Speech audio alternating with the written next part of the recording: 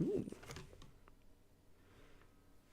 Okay, the stream should be live, but with everything switched off. Okay, yeah, good. There should be a starting soon thing. Good. Okay, good. Then let's throw out one Discord thing. There we go. Oh god, I have too many windows open. So many things. Yes, one screen is not enough.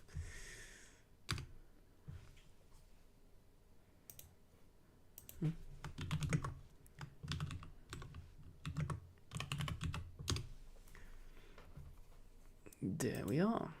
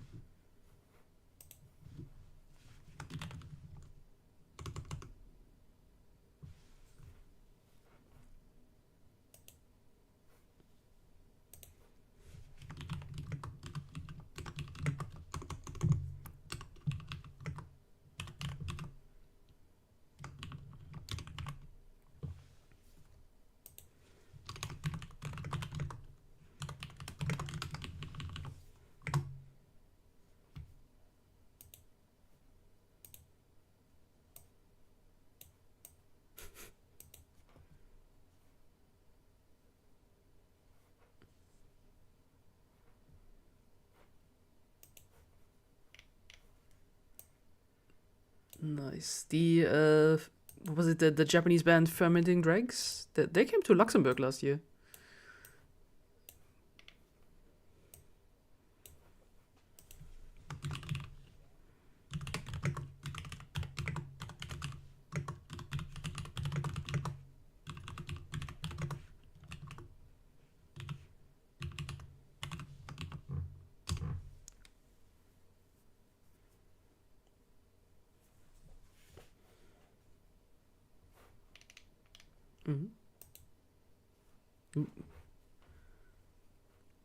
Hey, there we are.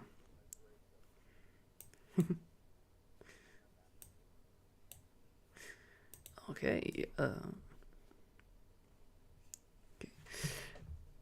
Good. We can go live if you want to. Good. Your audio is excellent.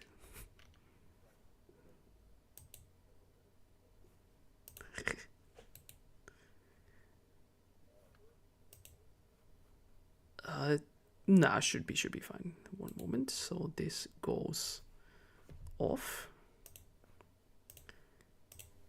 Right. And we should be close live. Audacity then. Oh shit.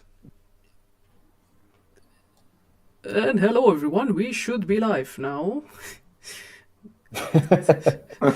Yes, we're live. Opening to a grand total audience of 0. Nice. As Hey, I'm it watching should the be. stream. Me too. I think that's the 2 viewers that are in there. Nice. Yeah, I have opted for the Ghost in the Shell background, which I hope will not be copyright striked. But we need some human art in here. I feel that is a theme.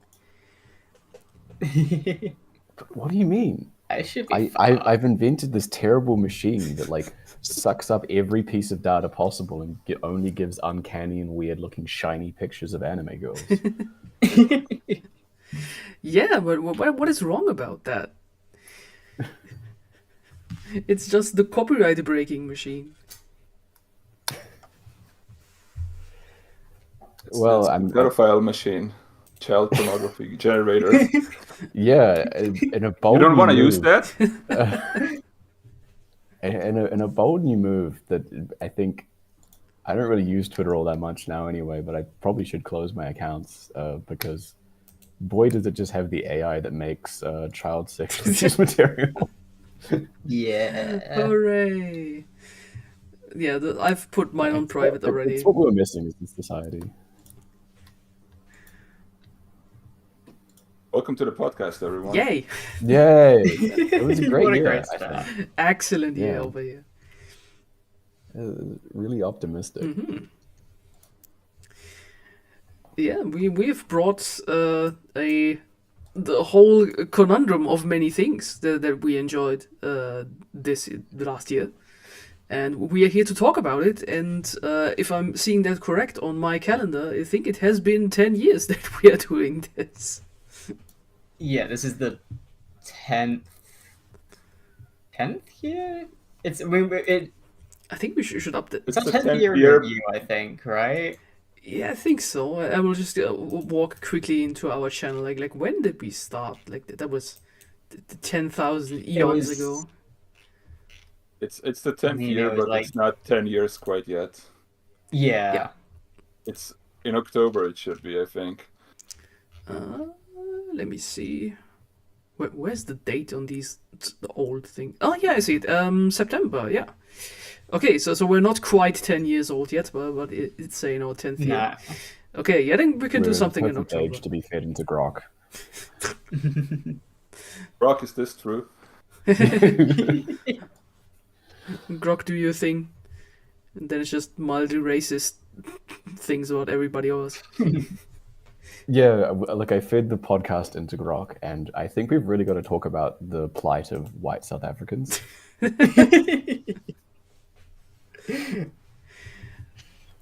Keeps coming back around to it, so I don't know.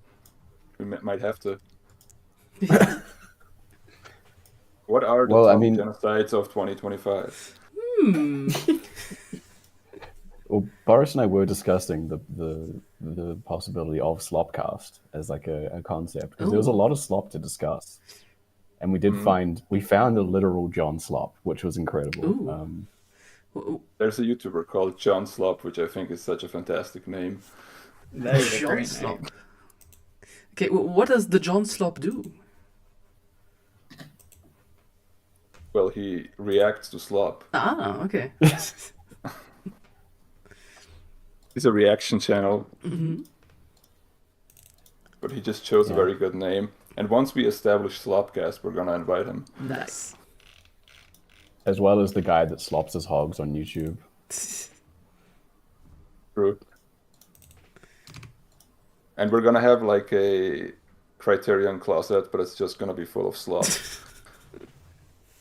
Instead of the Blu-rays, it's just a bunch of smartphones that we've aligned where just one slop video runs on an endless loop.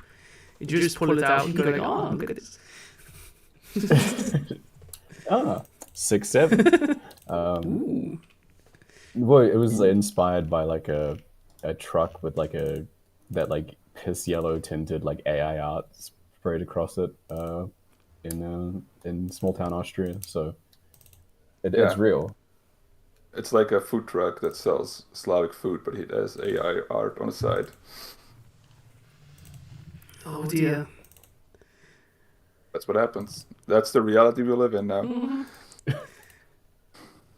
Yeah, I think the biggest one that hit me like a truck just a few days ago was Carpenter Brut, who I actually like, who is actually a good Dark Souls artist and whom I will go see in I think a few months live. Yeah, that man just released like he's on the slop. He just did a slop music video, and even his album cover looks suspiciously piss-tinted. Yeah. The hard thing to swallow is that there are so many like legitimate artists and people who like for any other reason you respect who do think AI is like really cool. Mm-hmm. It's really unfortunate. It's like one of those things where like, there are some people who it's like, okay, yeah, of course you're using AI, but then like an actual legitimate artist will use it and be like, oh yeah, this is pretty cool, and it's like, why are you doing this? How Hello, Grant Morrison.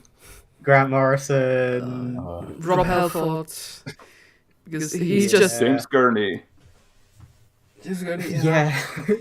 It's something in the Gen X boomer genes that makes them really drawn to it.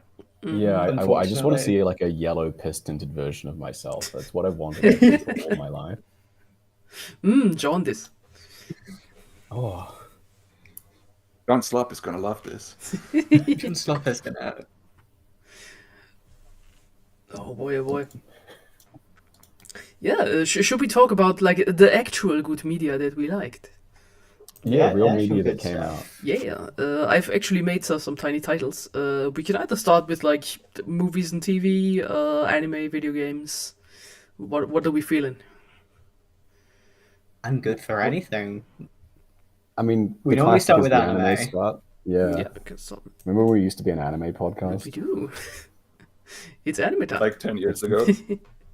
We just sort of like Well, yeah. replicating the like the old traditions of like a forgotten society. The anime comes first. We don't know why. It just does. Let's talk about Plus, that. there's the least of it. We can blaze through it in 2 minutes.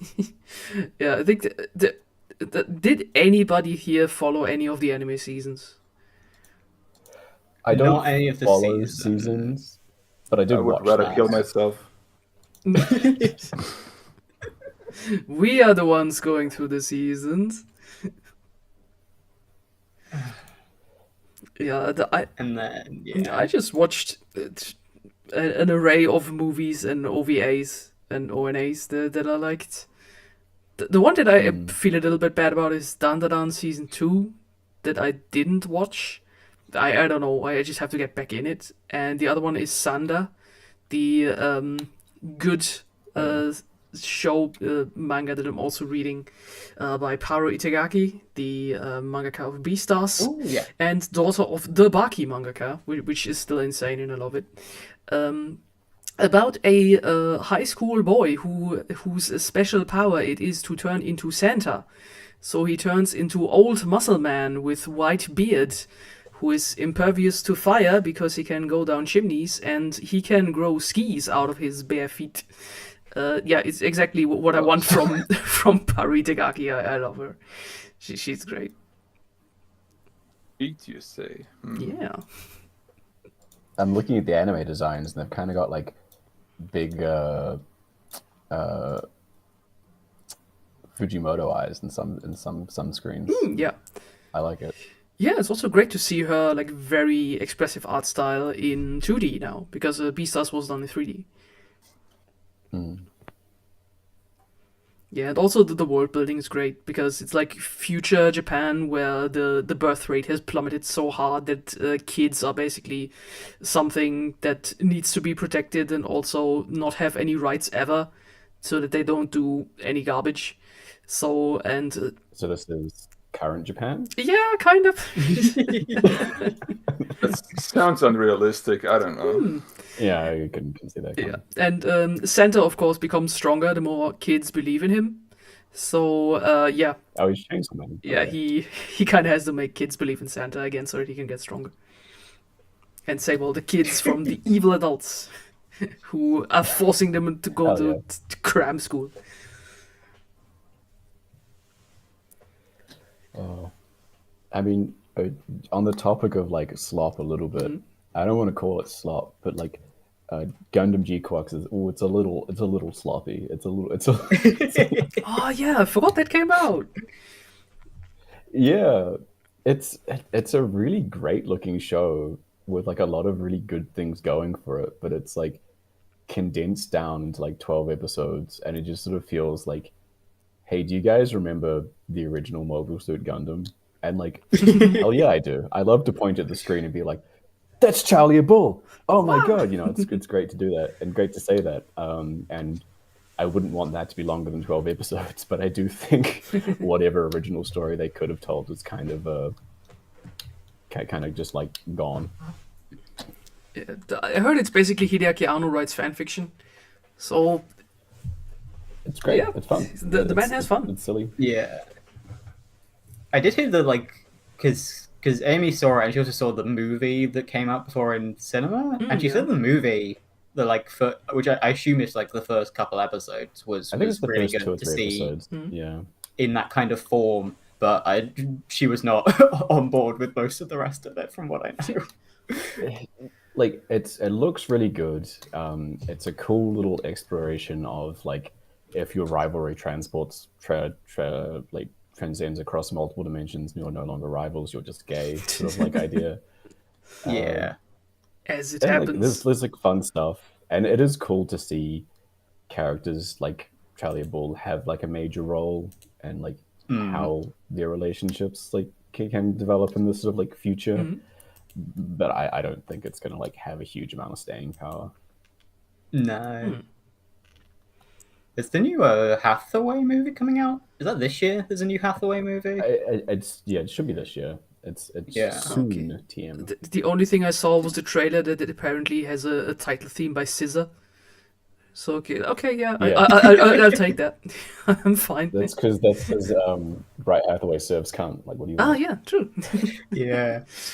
I remember back when I was asking myself, okay, should I watch the Hathaway Gundam? And I asked our local Mecha Nerd Discord, and I asked, like, can I watch that if I've only seen, like, I don't know, War in the Pocket and Thunderbolt? And everybody collectively just went, no, you can't. It's like, okay. You should probably watch the original series at least to sort of Yeah. get a bit of context. Yeah. That is the big thing with Gundam. Like, you don't have to watch everything.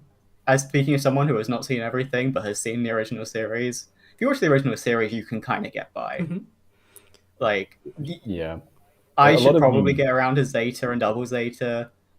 But Zeta's so good.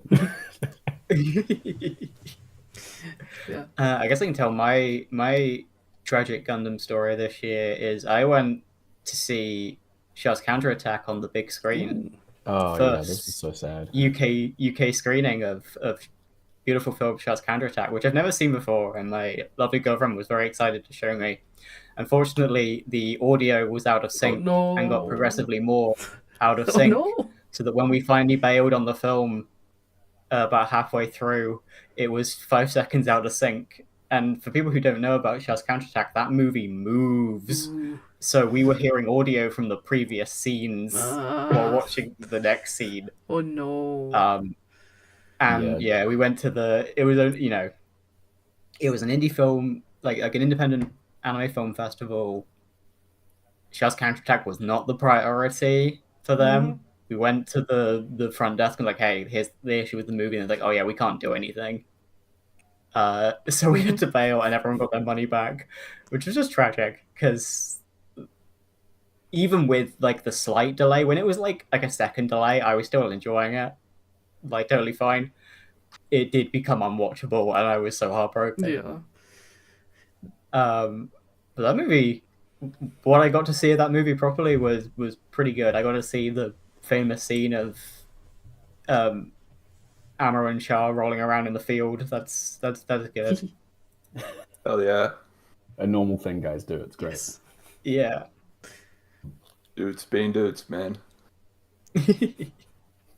That's what Gundam's about. Yes. Heterosexuality. It always has been. Yeah, the audio desync happened to an anime showing me as well. It was a Yuri double feature. The one was Kaze-san and Morning Glories, which was great. Like I love that film, and the manga series is most excellent. And the other Yuri that I completely forgot, which was also like an original, I think. And then the desync got progressively worse, and we went, can you fix that? And it's like, no. We just get these things. I think it's one of those things that they just can't do anything about. And it's like fine if it's like Avengers or whatever. One, because they probably triple check that stuff because they play it like a billion times. But like, if it's just like a one-off screening, it's like, yeah, sorry. Yeah. We can't do anything. The other one where that happened was Venom 2. When I want to watch that in the cinema. They keep doing it to gay cinema. Yeah. What the fuck? It's homophobic. Stop. Yeah, and at the end they just basically came out and said, yeah, sorry, and they gave everybody like free tickets for like another showing. So at least that happened. I guess I'll quickly rattle off the other things I saw at that festival, because there were new anime movies there, which was quite a nice novelty. The big highlight, 100 meters, Ooh, nice. is really, really good, which I think is now on streaming. People can watch that now. Yes, on Netflix now. Yeah, it is, as the name suggests, movie about running the 100 meters. It is the closest anything's gotten to like touching ping pong in my mind. Oh, good. It's not as good. One big problem, a friend watched it recently and they made the correct observation that it very much feels like an adaptation of a multi-volume manga. So the pacing is a little strange. There's multiple moments where you think, oh, this could be like the final act, and then there's like another 2 acts. It's a little weird in that regard.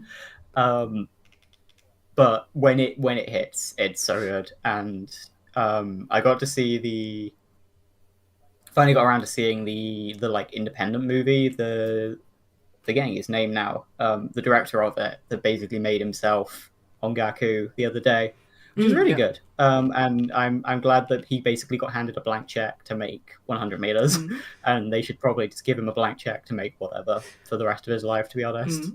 Like, because if 100 meters is what you can make with like a bit of money, like someone just needs to like entirely bankroll him and give him something that works in a movie, or give him a reason.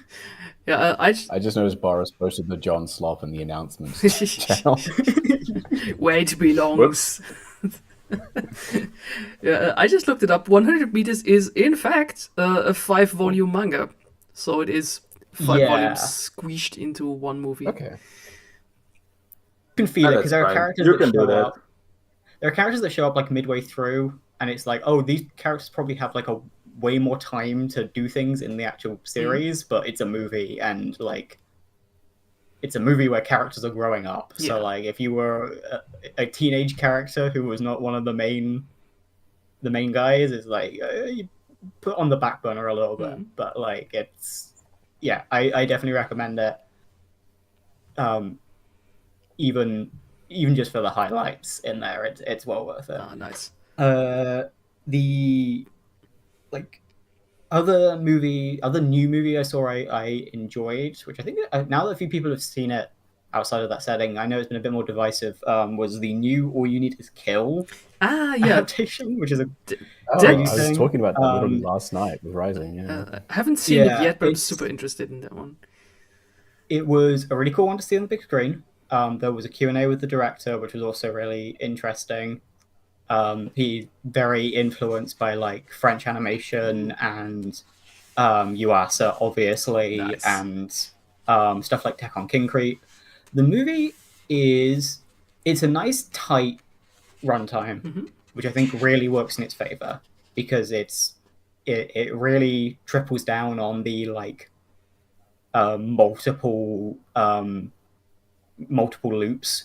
There's like, you get to see so many of the loops like in rapid succession, and there's like you get to see all these like minor problem solving bits in that period.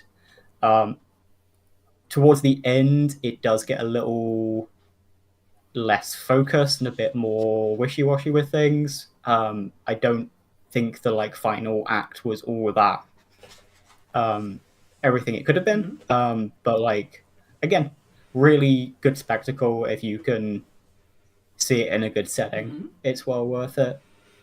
The final one, which I've not seen anyone speak about, is Chow, which is another one I saw with the director Q&A after. It is a movie about a human mermaid relationship that is very influenced by the work of Stephen Chow, right down to the characters being called Stephen and Chow, which is a very fun little idea. Very lively animation, like joke a minute, or like joke a second, really, like animation comedy. The film itself is kind of dire. The like central core plot does not work. It is like really regressive and not very charming. And there's some like really unfortunate jokes that we really don't need to be doing in a movie coming out in 2026. Like, we just don't need to be doing some of these jokes now. But yeah, it's again, it's a good spectacle if you just ignore the actual story that's happening and wants you to care about, because the moment you think about it, it's like, this is bad. This is like this is not compelling. This is actively making me angry to think about. Oh no. Very heteronormative, like just not an interesting take on like the like fish out of water relationship stuff. What else did I see? The only other movie I saw was I'm trying to fucking remember the name, which is not a new movie, so this shouldn't be difficult. Oh yeah, Escaflowne. Oh, Go to see the Escaflowne movie. Nice. Which was I've not seen the TV show for Escaflowne, so the movie is my only exposure. But that is a gorgeous movie. That's a really good movie to see in theaters. I should definitely check out the TV show at some point. Boris made me sit down and watch it. It's great. It's really good. It was a few years ago now, but it's well worth it.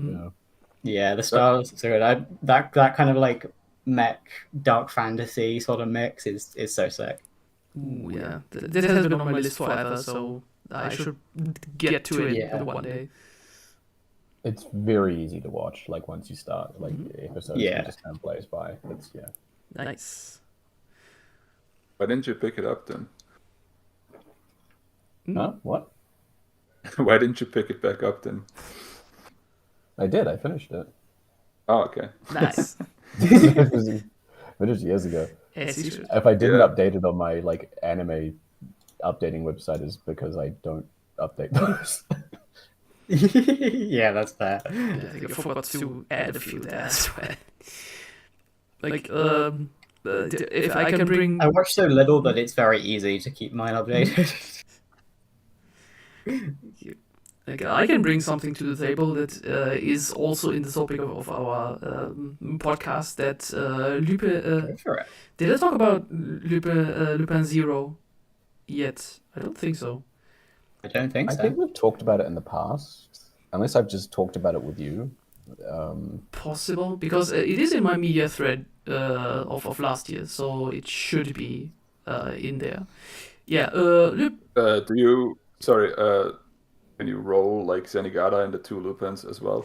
Yeah. We have some Lupin roundup to do here. True, I forgot about that. Yeah, I watched Lupin and the two Zenigatas as well.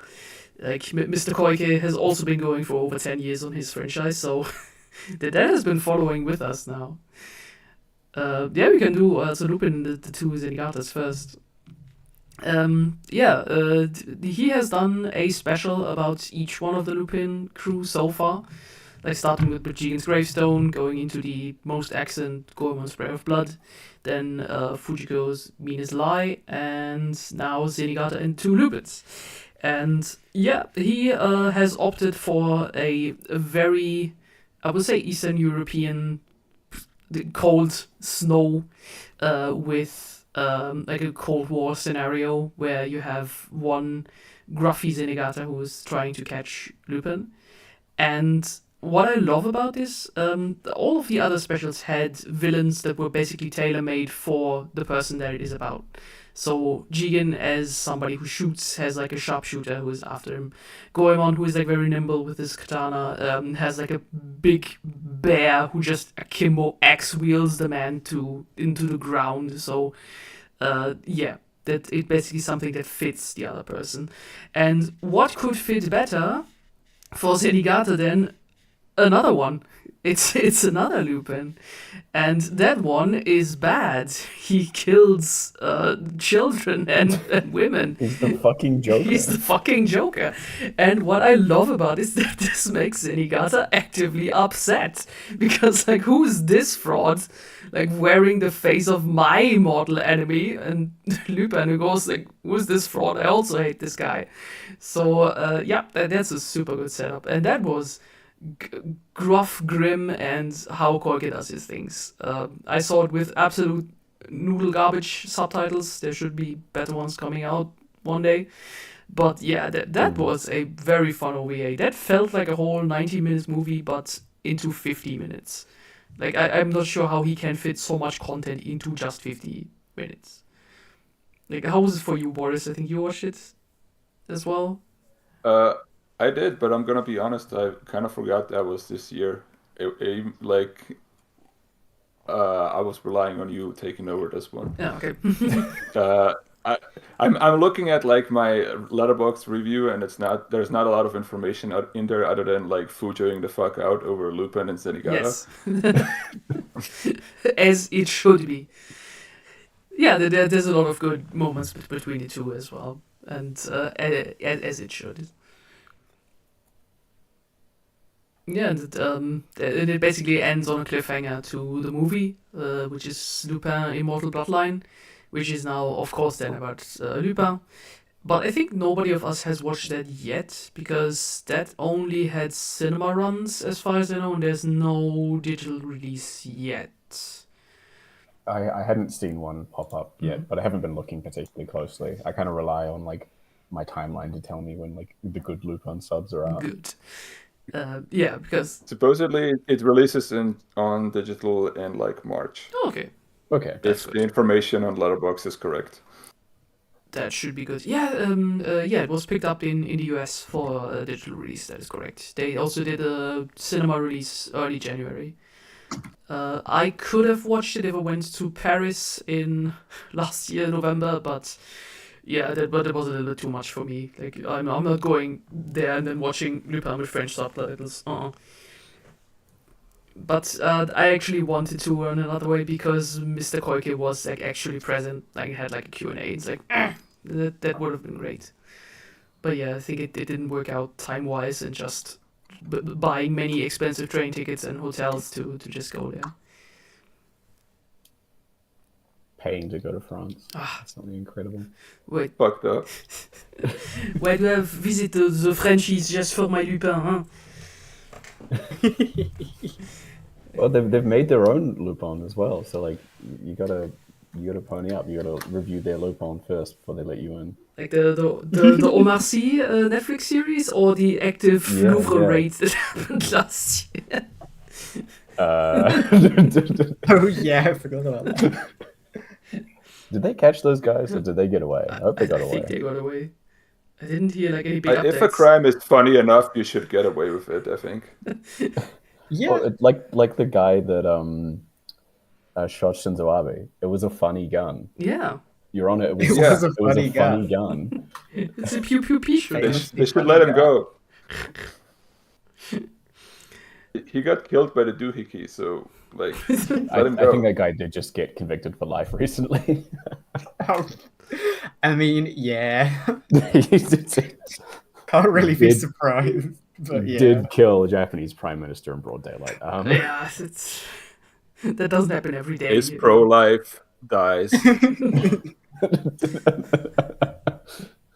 Hey, we have somebody in chat. Hello. Oh, finally. What a good time to join. We were just talking about Lupin the Third and the fun Shinzo Abe. and that one as well. Yeah. Yeah, I want to bring the other one then to the table, which is Lupin Zero, which I hadn't heard much about because that came out during the pandemic or just afterwards. I think 2022 to 23. But that was an original net animation, so that didn't make like big waves because it's just thrown onto some type of digital platform and then just left to marinate. And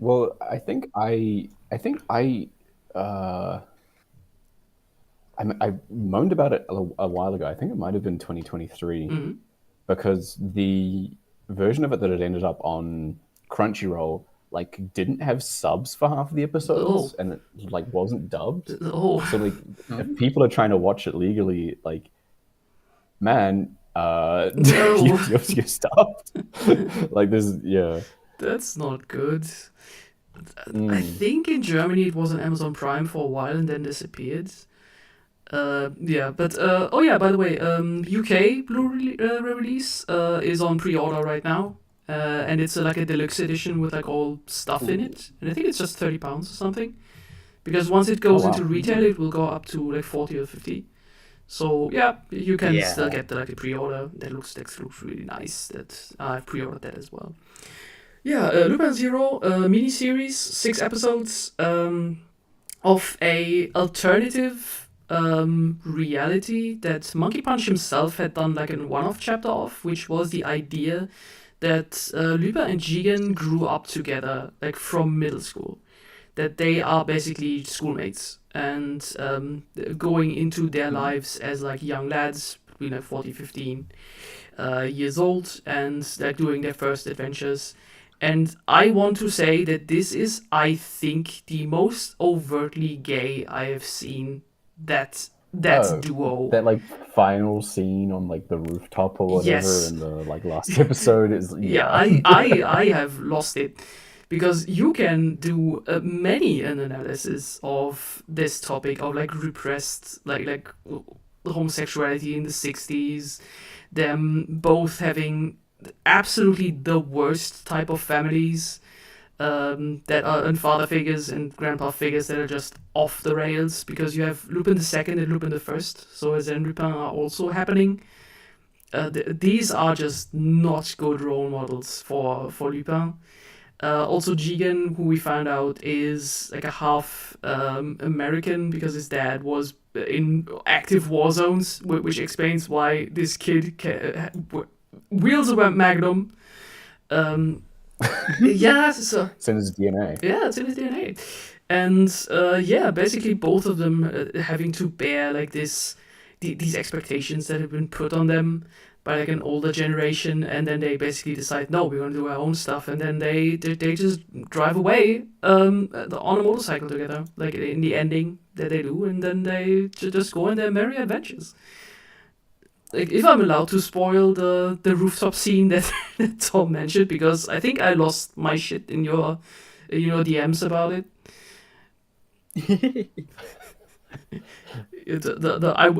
I will anyway. Yeah.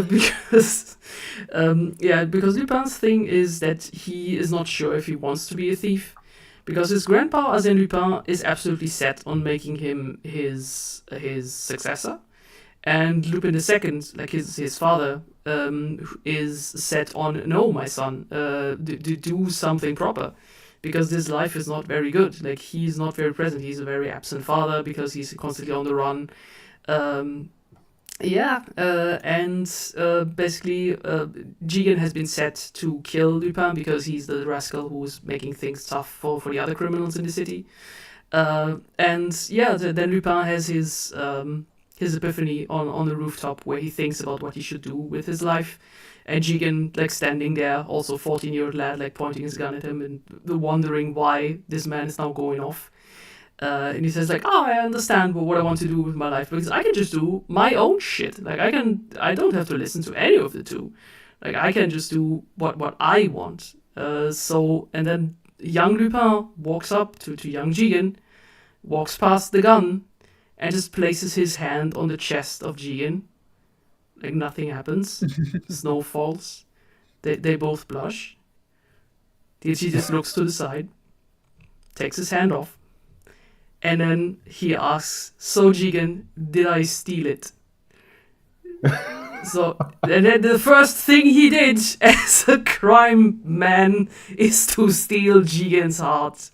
And Jigen just pulls his head down and says, yeah, I think you did. Yes, there's many a subtext we can do here. That is text. that is primary text. Yeah, so I'm very happy for these two, and also like the 60s setting is great. You have all the jazz music that goes with it. It's a fun little mini series, and also that scene is not the final. Like there's that's the pre-final, like 5th episode where that happens. Like the big showdown is somewhere else. But yeah, I'm so happy that they basically took their time to just focus on these two. Like Goemon, Fujiko, and Zenigata don't appear. Like that's not their thing. Like it's just going into these two, and that's the good stuff. I'm very happy about this miniseries, and bought the soundtrack on record as well on vinyl, because that's just good jazz. Like if you have Lupin, you have good jazz. That is for sure.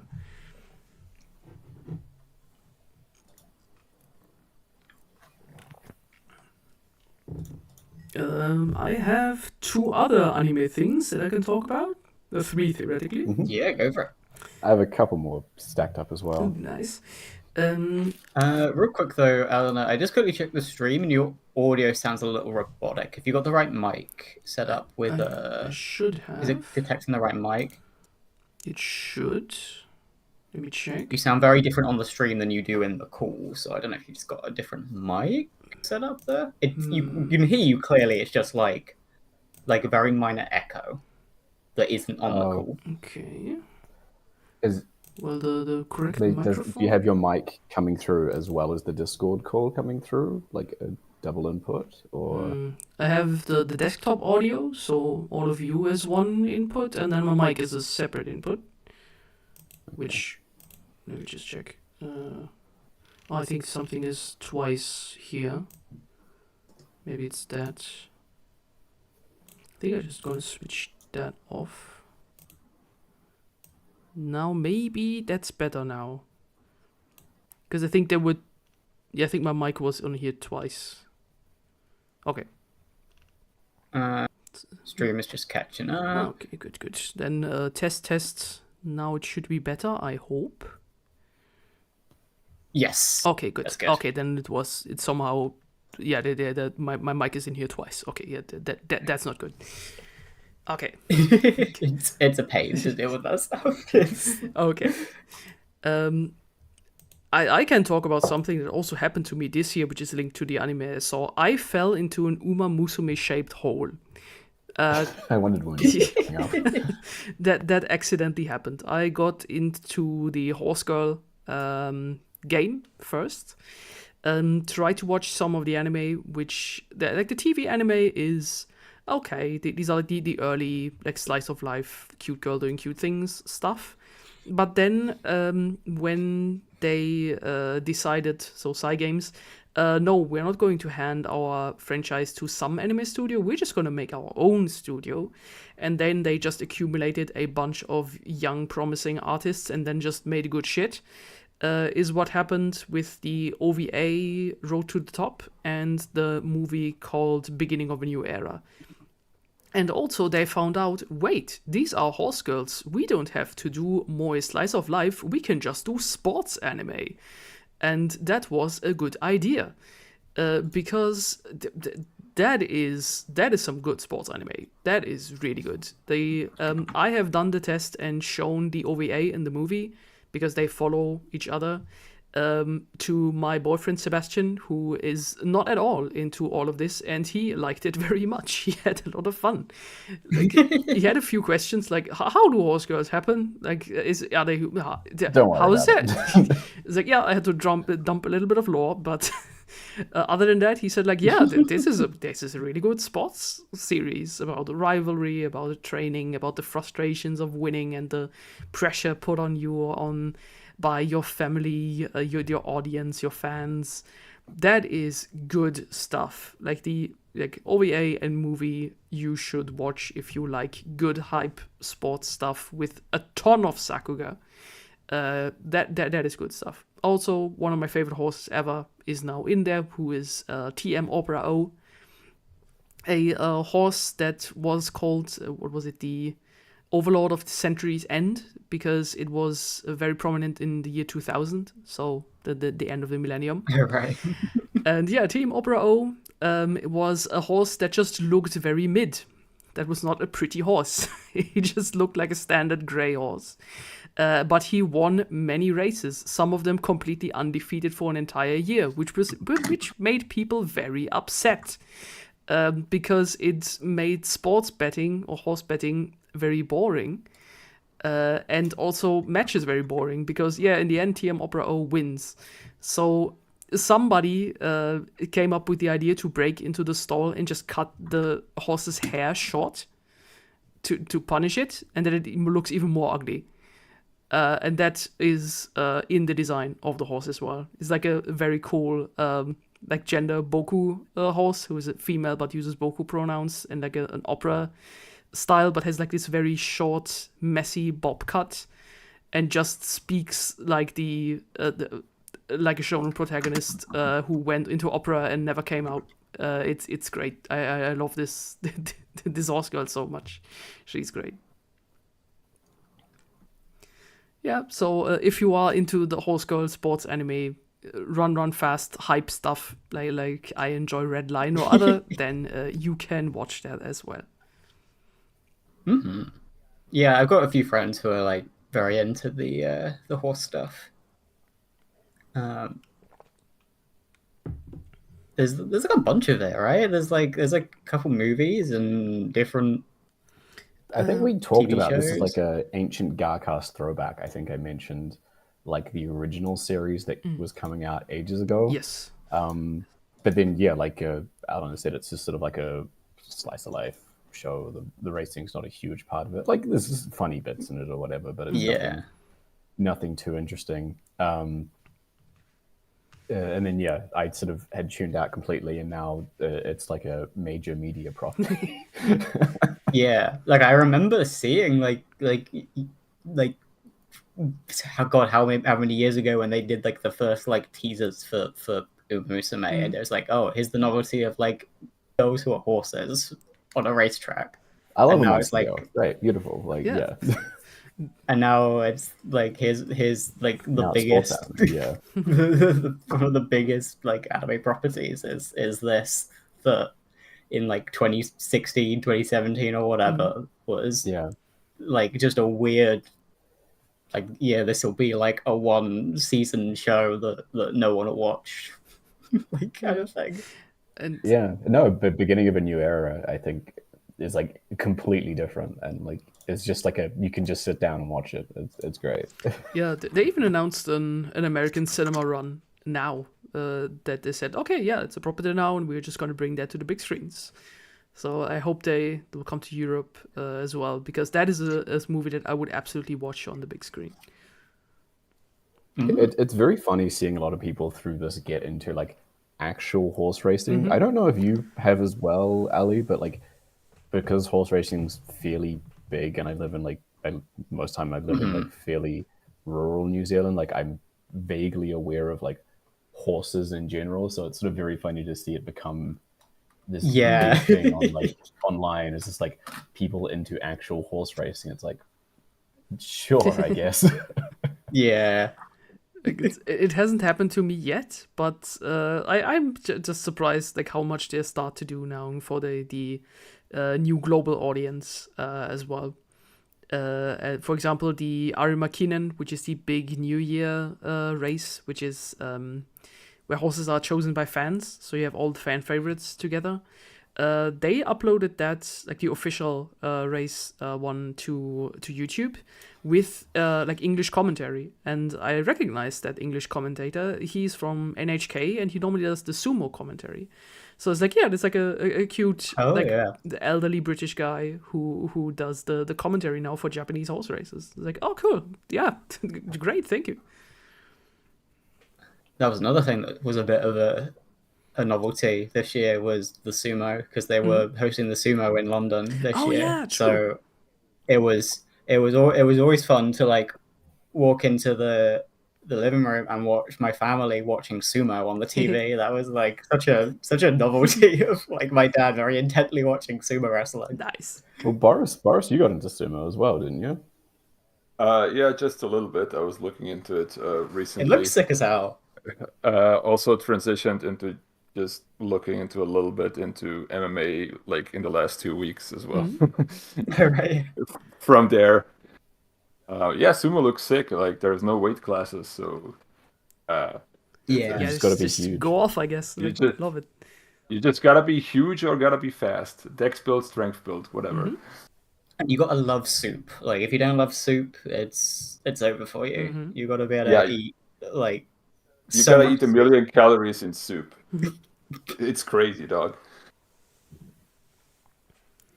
Yeah, that loops back to like one of the horse girls that I had now, who is I forgot her name. There's one huge horse girl who's like as tall as I am, like 180, and she's basically a unit of a huge horse. I forgot her name. Embarrassing, but yeah, her thing is that she loves chankonabe and she loves sumo.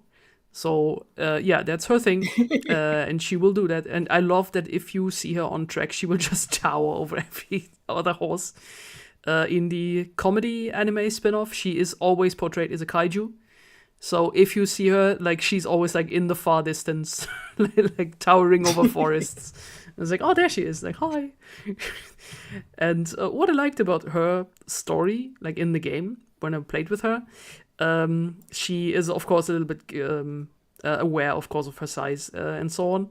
And if you choose to train her and train her, you tell her like, no, you actually need to like beef up more. And she says, oh, thank you. I was really worried that you would tell me that I need to lose weight or something. And then you find out, no, actually, if you have a huge horse, you need to actually build more muscle and mass because to fight the velocity you have in curves, like in big while turning. So okay, yeah, it's actually the huge horse needs to become huger to actually be to actually be successful. It's like, oh great, thank you. That's a really cute little message of like body positivity and like being supportive as well. That's great. Being like 6 foot tall is the absolute largest anything a Japanese person can imagine. I think so, yeah.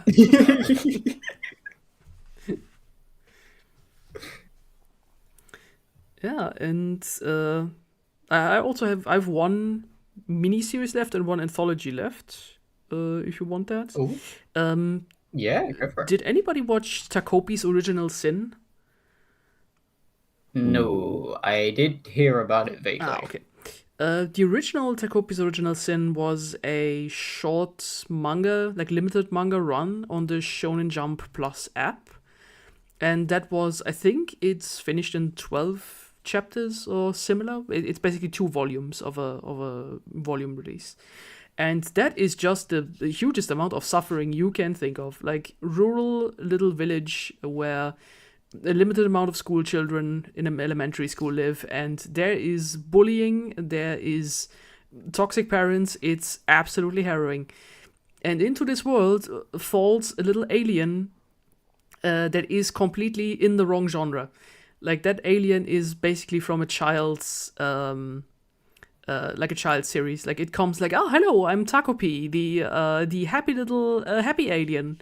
I can make you. I have happy gadgets for you if you want to. And for example, like sees this little kid and says, for example, I have this ring which with you can fly for 10 seconds. Isn't that amazing? And the kid just looks at it and goes, yeah, but will it make the bullying stop? And then the alien just looks and is like, oh. Yeah, so there's like this contrast between 2 things, and that was turned into a 6 episode anime short series. Yeah, so that's finished. So that's great. Came out during the season as well. I think summer somewhere, or autumn. And what I liked in the middle of the year, something I think. Yeah, so somewhere in the middle. And what I liked about it was it's a lot of suffering and a lot of great shots. I feel it at in the moment a little bit, but it's not too much. The maybe hot take that I would compare it to would be I liked it more than Oyasumi Punpun. which is just too much suffering for me. Mhm. Like, I think I made it Yeah. through volume 1 to 3 or 4 maybe of Pun Pun, and then I just thought, yeah, I'm good now. Like, I don't need more of this. Yeah, and to me, Takopi felt like it's Pun Pun, but just it's the right size for it. And it has like an interesting ending also as well. It's not happy that you can never have a happy ending on this, but it has like a great note that it ends on and has a few things to say. Also, especially about parents. Like, oh god, if you want bad parents, it's Bad Parents O'Clock in that series. And all of them in different shapes and forms. Like, one of them putting too much pressure on the child, one of them just not being present, like absent, and emotionally distant. It's a panopticon of the whole quartet of terrible parents, and how that trickles down to the kids and how they then start bullying and making each other's life miserable. And that through the eyes of an alien who does not understand humans. So yeah, that was good. I was really happy about Takopi's Original Sin. That's like, it's a good snack. I enjoyed that. Well done. Hey. Yo, Doodoo in chat. Hey, Doodoo. Sure. Nice Oh to my see god, you. it's In a minute, the guy. dude. The other legend. Hope you well, brother.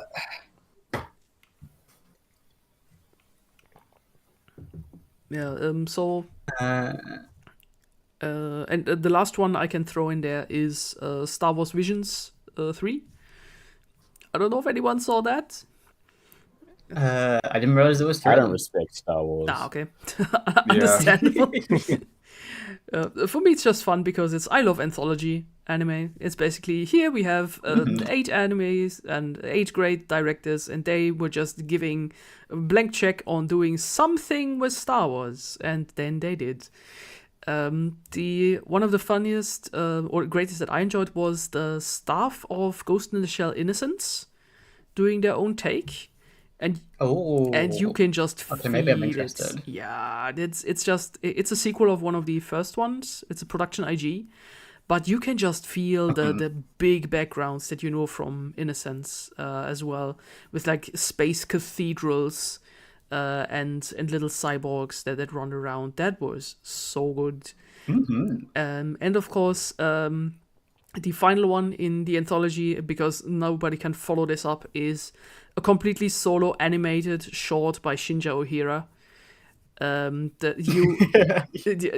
That man is just off the rails. Like he does a thing where 2 stormtroopers fight for death with free jazz in an exploding Death Star, and it's just colors and pencil drawings, and it goes absolutely apeshit. I can very much recommend this one.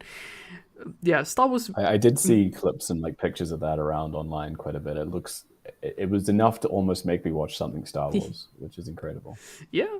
So yeah, if you just like your little array of like fun anime studios doing fun things for their own, then Star Wars Visions, good stuff.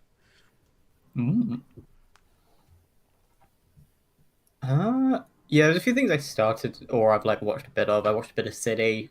That's a good cartoon. I think about 2 or 3 episodes. Yeah, I definitely need to get back to like actually watching it. I watched like the first episode of Apocalypse Hotel, which I know people ended up really liking, so I should probably get back to that. Okay.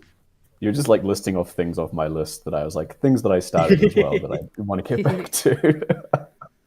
And then I think the only other thing I watched like an episode of, which I think was last year, was Kowloon Generic Romance.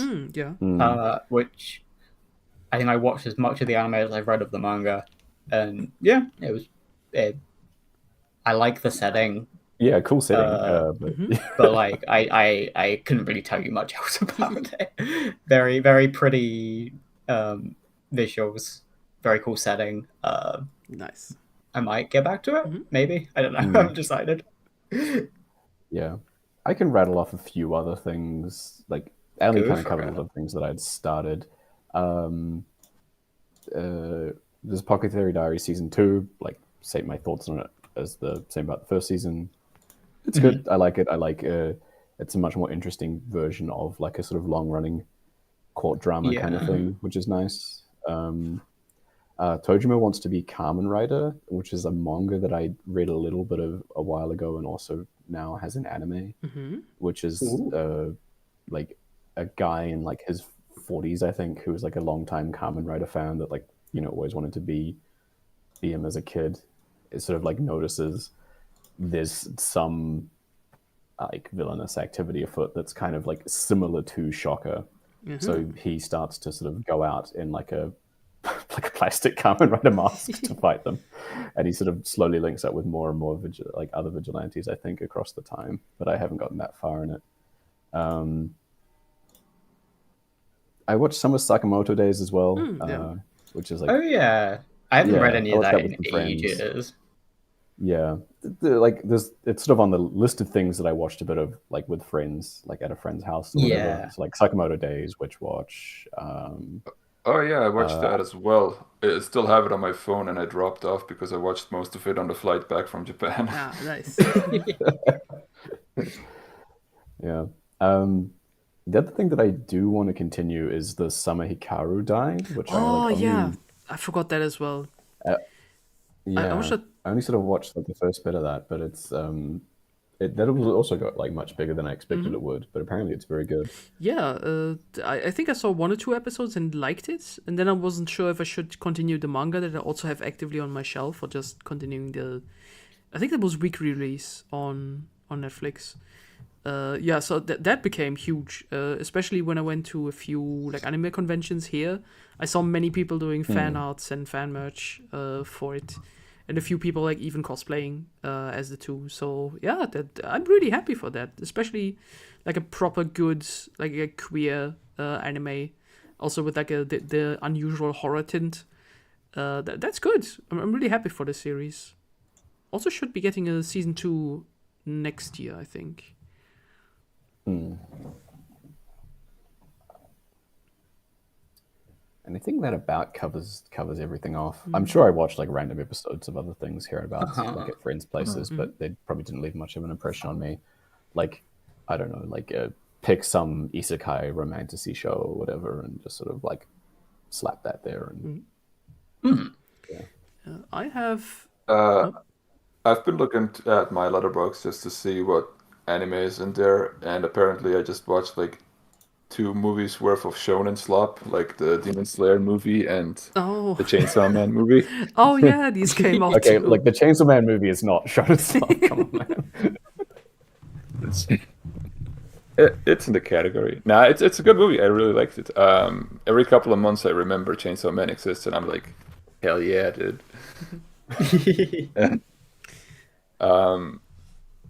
Yeah, movie's real good. It has some incredible animation moments, so it just really makes a case for animation being its adaptation being its own art form.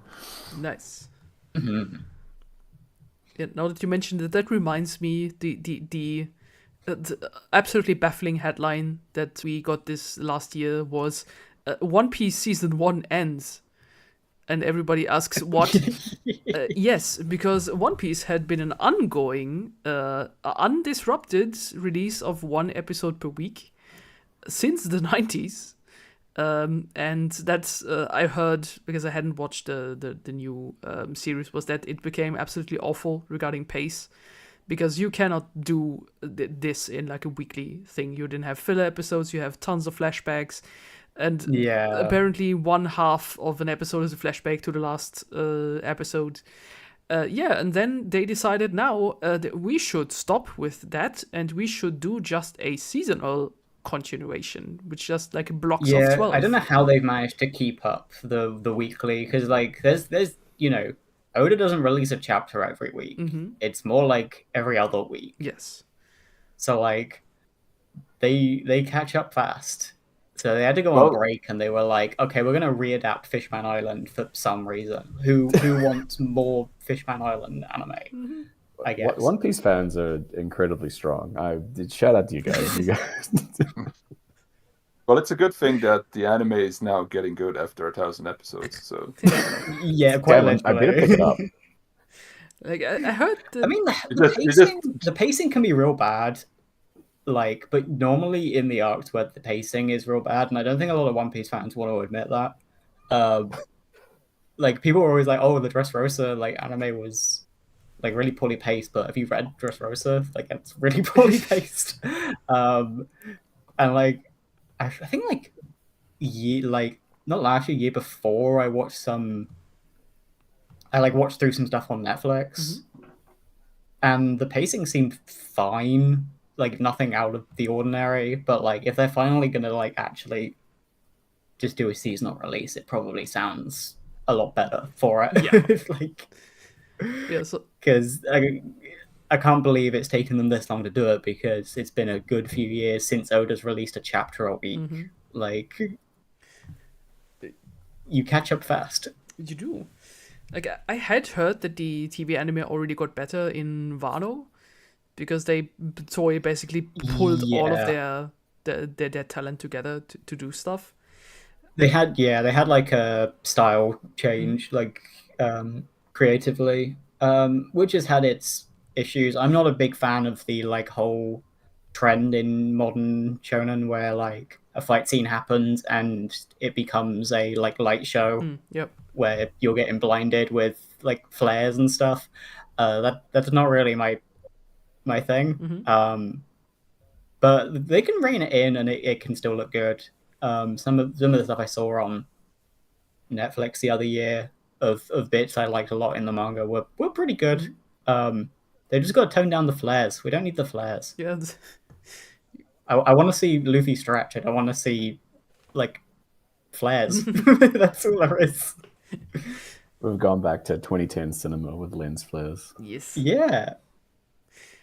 If I want to look into a strobe light, I'll watch like Universal Soldier. Yeah. That's a reference for no one. It's a reference from me. Yeah. Nice. What I like is that we have several One Pieces running around now. We also have the season 2 of the live action coming. 2 pieces. 2 pieces. Do you think they'll ever like all Two pieces converge into real. one singular piece? Yeah, because there's a third piece as well, because that was an announcement, I think last year, somewhere, that apparently there will also be an anime called The One Piece, with a "the" in front of it. Yeah. Do we know anything about that yet, or is that still like Just that it's a remake or just a re-adaptation of the beginning of One Piece, but done by Yeah. Wit Studio instead of Toei. so they're doing like Dragon Ball Kai or whatever it is? They're just I like think so. it's probably going to be that, right? Like getting people into the start of One Piece kind of thing. Yeah, and I can definitely One of see those things I don't imagine is going to run for very long. Like, It'd be very funny if it's just like every like 10 to 20 years they just start a new One Piece anime from the beginning. it's probably what it's going to be. probably. I think it's going to be a 1 season thing. I think it's like going to be like 12 episodes, and then hello, here's the remake of the beginning with the means we have today. Yeah, I mean, I might give it a look. I don't really need to see the start of One Piece again, I guess. It's probably not aimed at me. But yeah, I'm happy about this. Yeah. Yeah. I enjoyed reading One Piece last year. We're finally in the giants, the Viking giants island. I feel like people have been talking about, we're going to be there soon for like years, like 10 years. I feel like people have been saying, and yeah, it's been pretty good. Oda has a real weird penchant for like introducing old characters in flashbacks and them being the best written characters in the series, and then you flash back to the characters we're meant to be following and they do nothing. And it's like, okay. I really enjoyed seeing the stuff about the Rocks Pirates. Usopp might do something in the next 10 years, maybe. Ooh. John Potential Man himself. It's John Potential Man.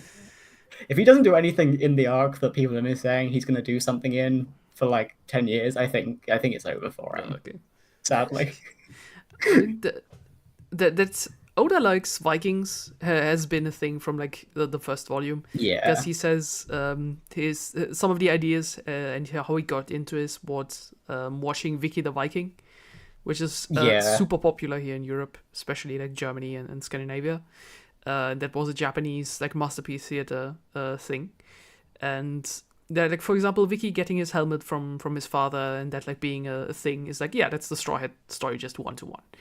And I have somewhere in the volume, I think of the first one, like even the German version, he said, like, if One Piece wasn't a series about pirates, it would have been a Viking series. Which I also would love to see in just some alternative timeline. I'm still not caught up to One Piece. I completely forgot to read it last year because as you so fair. You mentioned Dressrosa being a stop, and that happened to me because I started reading One Piece again from the beginning, like from volume 1, and that is so well paced. Like, it is a breeze. And it read super well, and I loved going through Water 7, Eni's Lobby, Skypia, great. And then I hit Dressrosa, and it's like, oh, this comes to a grinding halt now. And that was like my doorstop. Slow. So I should, like, maybe just do it all over again and then try again. Because at the beginning of Wano, I thought to myself, I have to reread quite a few things. Because we are at this point where, like, things are coming back from the past that I've completely forgotten or read over. Yeah. And there's a lot of juggling happening. And if I remember correctly, like, the Viking stuff has been teased for, like, a long time. And if I remember correctly, Usopp's wish was to become a great warrior of the seas. And for me, has always been, like, a kind of nudge that he might join, like, some type of Viking thing, or, like, become one of them. I don't know, but he has already been trained by, what was it, the Hercules Knight insect, so in the time skip, so something like that. So that has happened already. So that's great to hear, because I didn't know about the Viking stuff. So I'm happy to then look forward to that. I feel like every year I'm like, oh yeah, his One Piece check-in, it's still pretty good. Like, it's got its issues. But, like, it's still trucking along. That's good.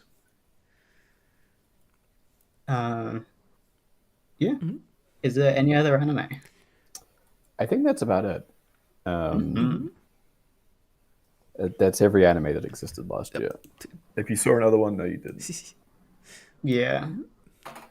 The only other thing that I've not seen a single episode of, but I've been told about, is the Guilty Gear anime that was, like, 8 episodes for some reason, and the only thing that has, like, stuck in my mind of what I've been told is apparently the Valentine sisters, like, stare at a crystal for 8 episodes, which sounds awful.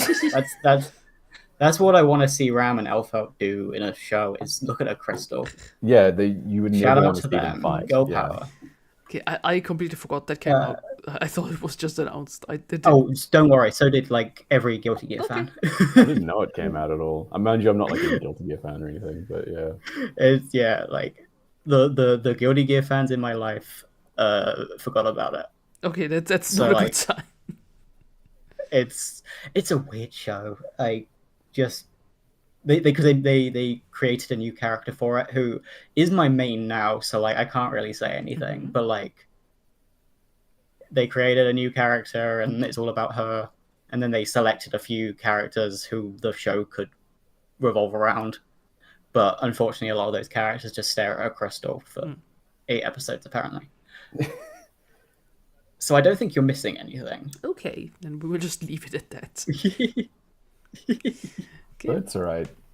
Guilty Gear is getting Did you come out, the cyberpunk character in Guilty Gear? Yes, yeah, she was the last one to come out. Yeah, I was gonna say that's right. That was the last. She is, yeah, she seems pretty cool in the game. We're getting 2.0 coming out sometime this year, which is kind of crazy. I thought the game would be winding down, but they're doing the opposite. We're getting fucking Robo-Kai. That's gonna be bizarre, probably. But yeah, in terms of anime, that's all I've got. Okay. Should we move on to, like, other movies and series or video games? Yeah. Go for it. What are you thinking? Then I'll take movies and series on the screen. Boop, there it is. Yay. Good. Yeah, so what are the movies, the kino, that we had? Because I have a few of them. It's so good because I don't watch many films across the year. Mhm. Like I can just and I actually update my letterbox. I can just go to like my diary and just be like, what did I watch this year? Yes. Like it's very easy to keep track of. Makes me almost wish that I did keep a track of like anime or manga better through like an app, but never mind. For me, it was the media thread that I had on Blue Sky that I went through 2 days ago and said, oh yeah, this, oh yeah, this, oh yeah, this. And then accumulated my little list here that I have next to me. Yeah, I shout out to Boris for like doubling my film count like a month. Well, not doubling, but like just like the time I stayed with him, 2 weeks. What was recent that we watched? I think it was just The Running Man, right? Yeah. But no, The we rest watched was old Sisu. shit. Oh yeah, I guess. And Redcliffe. Yeah, well, Red But Cliff's that's not- Eternal. That's Yeah. it's the Chinese century. Yeah, so Oh. Yeah. It's mandated by the government. You gotta watch it. it whips ass. It's sick. It's cool as hell. Yeah. I watched both Redcliffe films twice this year. It's great. Nice, as it should. Okay. I'm just gonna do a quick one because I watched my favorite movie of last year like 2 weeks ago, which is Junk World. Ah. So Junkhead's Oh, yeah. sequel Good. finally came out. I watched it with some dodgy subtitles because no one's really doing like any fan subs and certainly not official subs yet, even though it's been released on digital in Japan in like November. You can just rip it off like Amazon Prime. Someone did like cleaned up machine translation, which isn't great, but it gives me an excuse to like rewatch the movie as soon as better subs are available. Yeah, it's fucking what's his name? Takahiro Hori is a mad genius.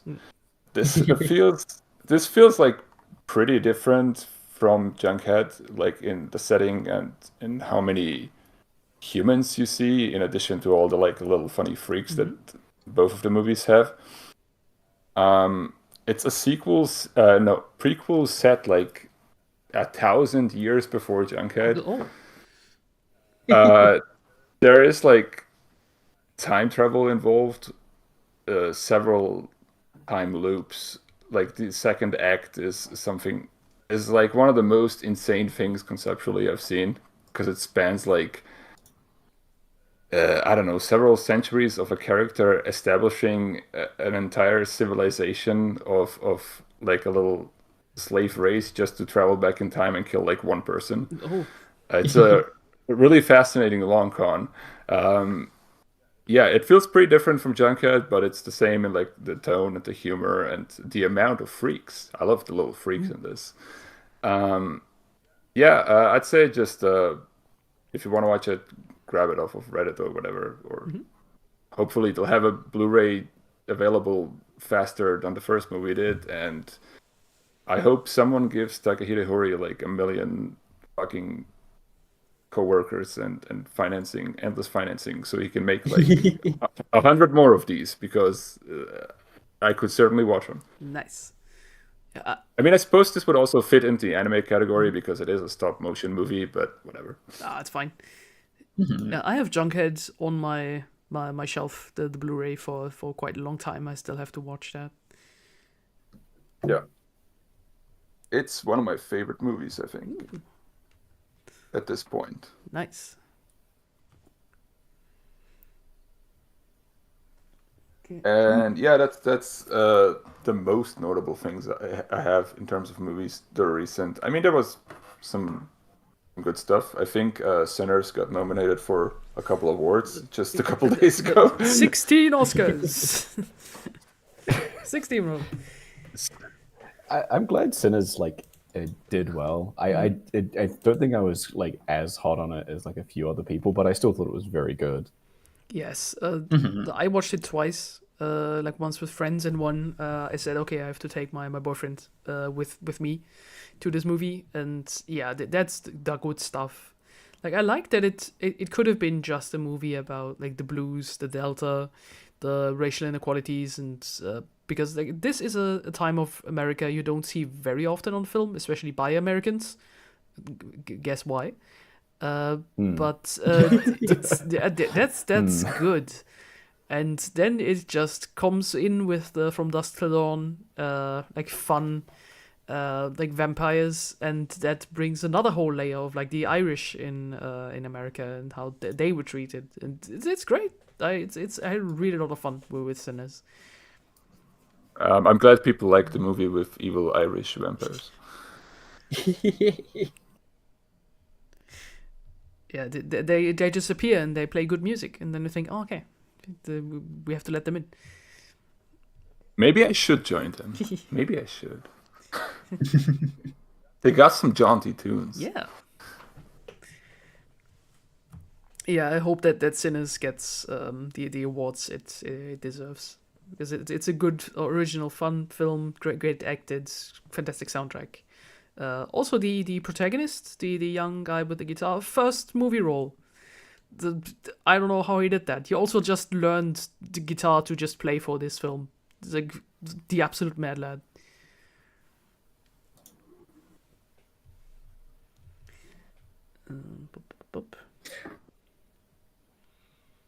I don't think I've watched a lot of like brand new movies this year.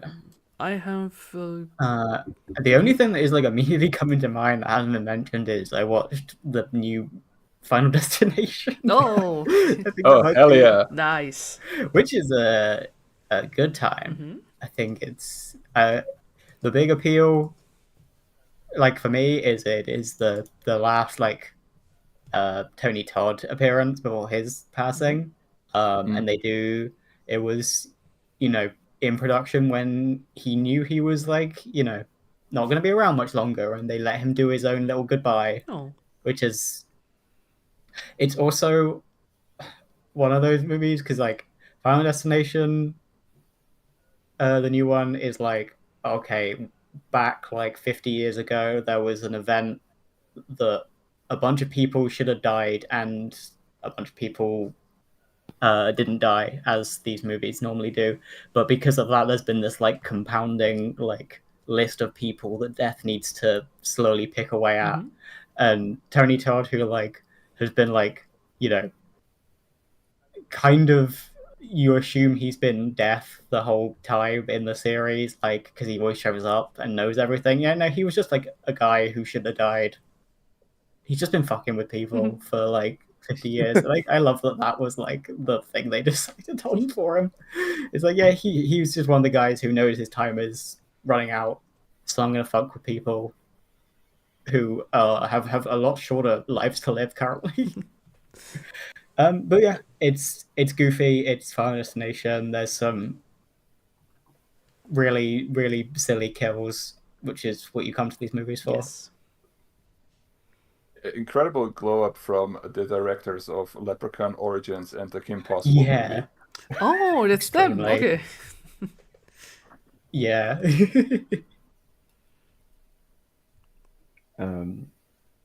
I did watch the new Edgar Wright film with Boris. Oh, how was that? I didn't catch it in the cinema. I couldn't really watch it. I was too distracted by like Lee Pace's ass in the tight pants. Yeah. Basically. Okay. It's good for like toxic yaoi fanfiction, probably. Yeah. Okay. I think I had more fun making up this bizarre toxic yaoi thing with Boris than I did watching the film. It's not like bad or anything, but like yeah. Okay. It feels like a movie that could have been directed by pretty much anyone. Yeah, that's what I hear. Which is the biggest downside to it. Because you just actually come for Edgar Wright's style essentially, and there doesn't seem to be much of that in that. But it does have a pretty hot Lee Pace, so okay. Yeah, yeah. We love a hot evil guy. I haven't consulted with you guys on this. Fascist is a little slutty. Yeah, I was gonna say, I haven't consulted, but I'm gonna put the official podcast position as we love an evil guy in tight pants. That's our tagline. That we can link back to our James Bond podcast, which was also that. And then walk to whatever Daniel Craig is doing now, meaning playing fruity roles and being happy with it. There was a new Knives Out, Wake Up Dead Man. If anybody has seen that. Not yet. Ah, okay. No. Okay, because I saw that. Pretty fun. I liked the Glass Onion more, but I think just for the Schadenfreude of these awful characters getting what they deserve. This is more like I would say, classic like crime whodunit, but playing in like a tiny rural town in a church, and that's great. I really liked that. So I'm happy for more of the Knives Out movies. Just give me one every year. I'm happy with this. Let Daniel Craig be his own self and have fun whodunits with great intrigues and how they solve them.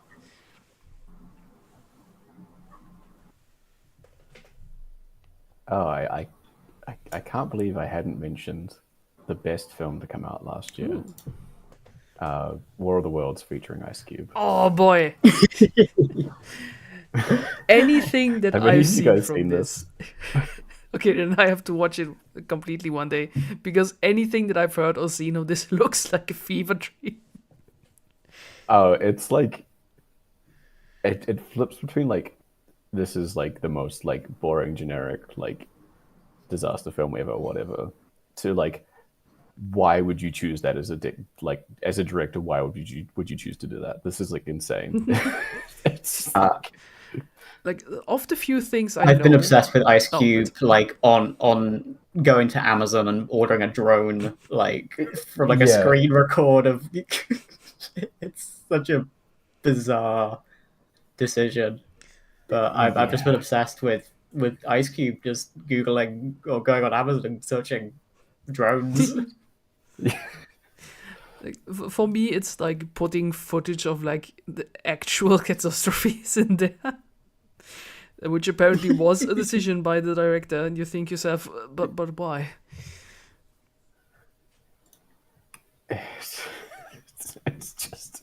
It's really incredible. It's a film to watch with friends. Like, if you watch it alone, you're probably just gonna have your head in your hands for half of it. I watched it with like 7 or 8 friends or whatever. Nice. It's just like, it's a great film to be stupid and rowdy about. Yeah. What I heard from it was that apparently it's like a pandemic leftover. And has been. Oh, I can believe it. Has been in post-production hell ever since then.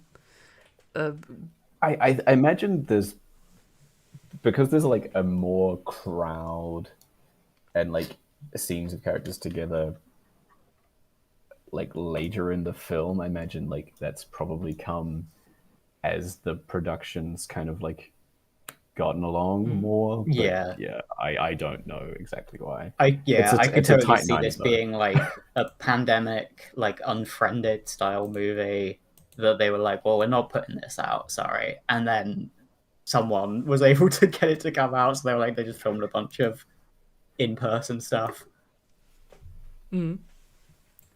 It's such a like COVID leftover movie.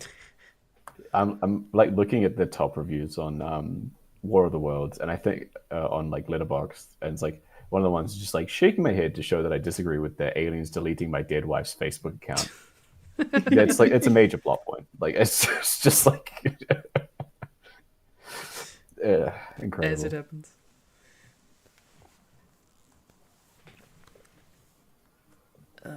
Did anybody watch the new Frankenstein by Guillermo del Toro?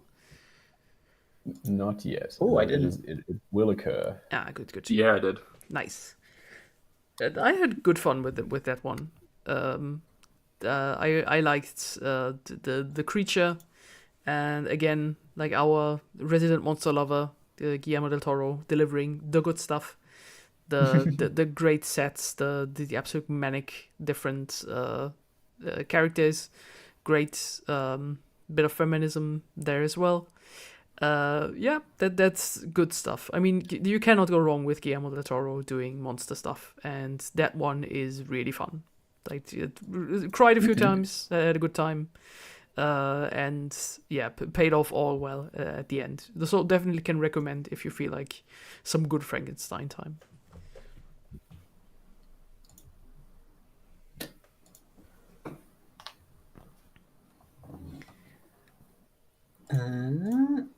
Any other movies? I mean, I watched like the Fantastic Four film in the cinema with friends, and it's like, yep, this is a superhero film. It like looks better than most of them, I guess, but it's still like a, yeah. I mean, I went and saw it with them because I was like, okay, I've been playing like Marvel Rivals with friends, so like, I've been playing, you know, like I've been playing The Thing. I've been playing Mr. Fantastic. I have some attachment to these characters through gameplay. Like, you can twist my arm, I'll go and watch it. And yep, that's about it. Nice.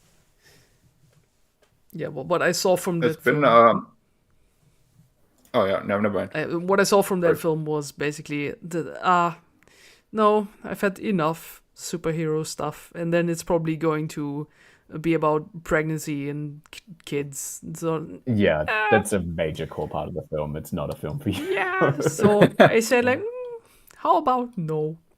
I think I've Yeah, there's a scene of her like giving birth as they go through like a wormhole. It's quite strange. I'm not sure. That's crazy. Yeah, it's like it's something that could kind of happen in a comic, and you can kind of like abridge it out of frame. But then when you're like watching it in the cinema, it's like, really? the heckin' natalist propaganda over the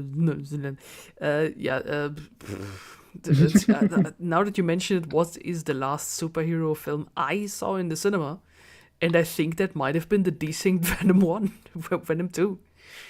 I think the last one I'd gone to before that was like Spider-Verse stuff. But like the last live action one I think I saw in the cinema before then was like the first Ant-Man film. There was also a Superman movie this year. Oh yeah, that I hear good things about it. It's yeah, you know, it's how I like my Superman. He's a nice guy. Yeah, because I saw the video from Super Aperture Wolf about Superman. He said, yeah, it's the thing, it's like, Superman is just a positive guy, but if you look at the world nowadays, like, yeah, that's a special thing at the moment, and that is also apparently a topic in the film, with empathy is punk rock or something like that.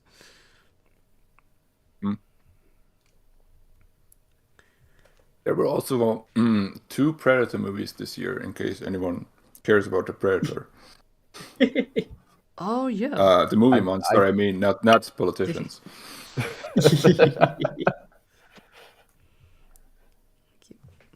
I mean, I know the I know people were like pretty positive about them, I think, but I don't pay much attention. Yeah, I mean, I like them. I don't know. One of them is an animation movie. It's kind of a anthology, sort of going through different time periods and seeing how people of those time periods deal with a predator thing, which is just, you know, it's goofy fun. Okay. A lot of blood for an animated movie. And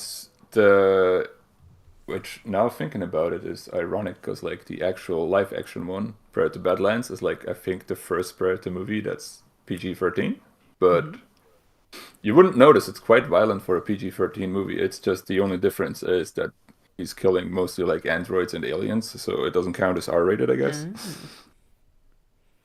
But that one's a fun time as well, kind of a unlikely pair, lone wolf and cub sort of thing going. The predator is actually the protagonist in that one for a change, which is I just dope.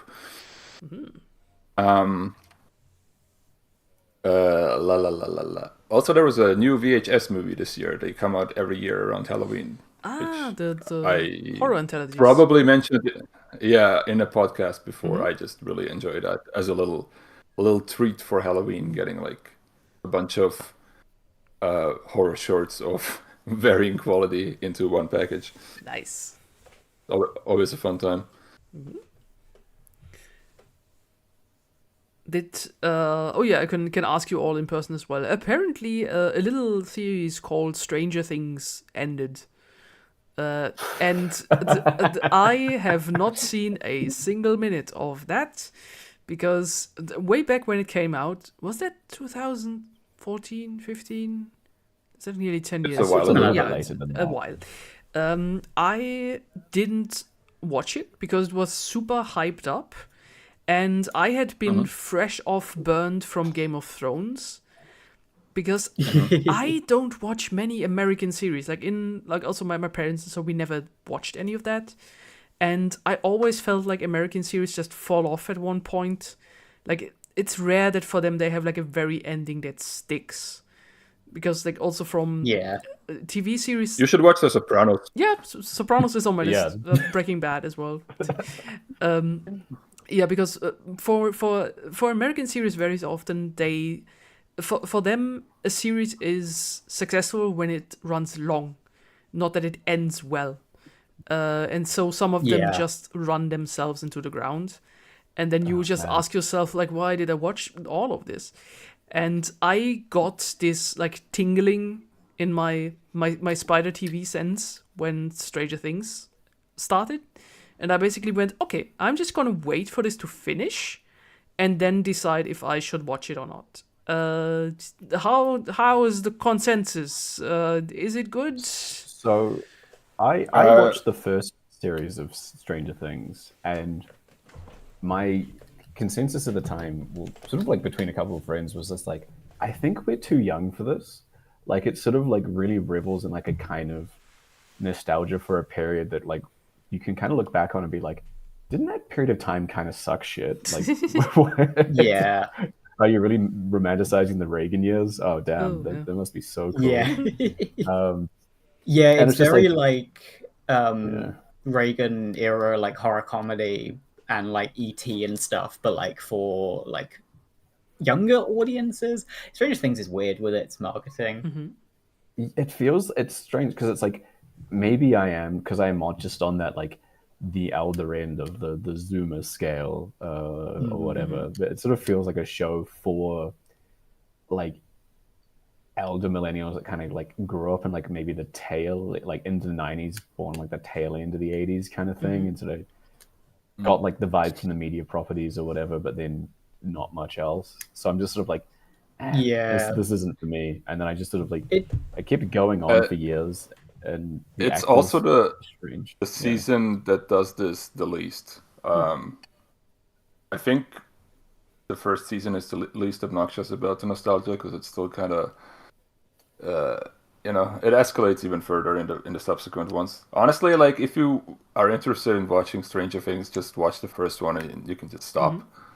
Yeah, that's what it Treat seems it like. as yeah, because like unless this is like entirely made up, they wanted it to be like an anthology sort of thing, from what I heard, and I feel like everyone I've spoken to about it is like, oh yeah, they should have made it an anthology. They should have, if they're going to do multiple seasons of it should have just been like, here's a new group of characters doing a new thing. Yeah, that makes sense. And like maybe it still would have sucked shit, but like it's at least more interesting to do a new thing and like be able to like revive, like add more life to it than from, like go on 10 years and release like movie length episodes and stuff. It's like, okay. Yeah, it's everything's the MCU now. You can watch the first season because it's like a horror fantasy show about Winona Ryder trying to find her kid lost in another dimension. And everything after that is just slowly morphing into the Avengers. Okay. I see. Yeah. I mean, I think the funniest part of it again is we've accidentally our way into John Locke 2. The secret, extra episode of Stranger Things that's gonna air. Yes, they crashed the servers apparently for that. I think, say what you will about the BBC. There's a lot of issues. At least they can wrap up a multi-part like series over the course of a couple years, even if they don't stick the ending. Yeah. That's why I like my British miniseries. It's like maybe they will leave you with like a hunger for more, but they will not screw it up at least. So you And if they're bad, it's like you gave like 5 hours of your time to it, so it's like who cares? Or like I gave 5 hours of my time. The ending was a bit naff, but like the rest of it was like all right. So it's like okay, like I don't feel like I came out it's like badly. Yeah, that was, by the way, my theme last year. I didn't watch that many new stuff because I watched a lot of old stuff, and that was revisiting my backlog and things that I'd already seen back when I was a student, like at university. So I made a list that of things that I've seen. That was the complete The Thick of It with In the Loop. That is just good. Like I'm so happy for Peter Capaldi. Just verbally stomping out people, and in this insanity of politics that goes on, good stuff. I watched Jeeves and Wooster. yeah. Oh hell yeah! That's Wow. good stuff. All 4 seasons, because we can need some fruity Hugh Laurie and Stephen Fry, doing old school, what you would say, antique gays, in the 1920s. That is so queer coded. I love it. Like especially, for example, Hugh Laurie is this bachelor whose thing in life is just I want to enjoy life and not be married. And his thing is that he will constantly be thrown into like any marriage proposals and things. And because he's a gentleman, he can never refuse. So if just a dame or lady just walks up to him and said, "We should get married," then he has to, by code. So many of the episodes are just how to get out of this predicament, that to let it break from the other side. It's fun, and of course he's like an all men's club called the Drones Club, because they're basically just all useless. It's great. It's lots of fun if you like your old British like TV stuff. Yeah, and then I basically just did a roundup the entire year. So did all of Blackadder, again, good stuff. Did all of the Fry and Laurie sketch series, also great stuff. Watched a TV sketch comedy from 2013 that has been on the list for 10,000 years, which is called Vicious. That was Ian McKellen and Derek Jacobi, 2 great gay Shakespearean actors, and just icons in their own self, as a gay older couple who lives together and is basically just bantering and bickering their way through. Apparently, what was it? I think the writer of that also did other things, but also Family Guy, and you kind of feel it. Because some of the jokes are just, that has aged like milk. That is not very fun. It's a very, very 2013 depiction of gay elders. It's and that's the point. It's not even them. It's the other cast members, because Derek Jacobi and Ian McKellen, them as the gay elderly guys, great. But you also have like the other 2 characters who are just one elderly lady. She played the big French teacher in Harry Potter 4. I forgot her name. Like huge lady, very cool. But she is basically always on the lookout for younger guys. So some of them is just jokes about how she harasses younger men. It's like, that's not funny. Stop. Yeah. And it's like one of her core character traits. Of course, she's never successful, but yeah, can we stop? And also that she's worried that she might get assaulted, and then she's like, no, nobody's going to assault you. Like, haha, funny. But the rest is, when it hits, it hits. But when it like swings and misses, then sometimes it really misses. But yeah, it's basically being carried by Ian McKellen and Derek Jacobi, who are just excellent. And it's also filmed in front of a live audience, so it gives more of a theater feel. Because these 2 are theater actors, and you feel it.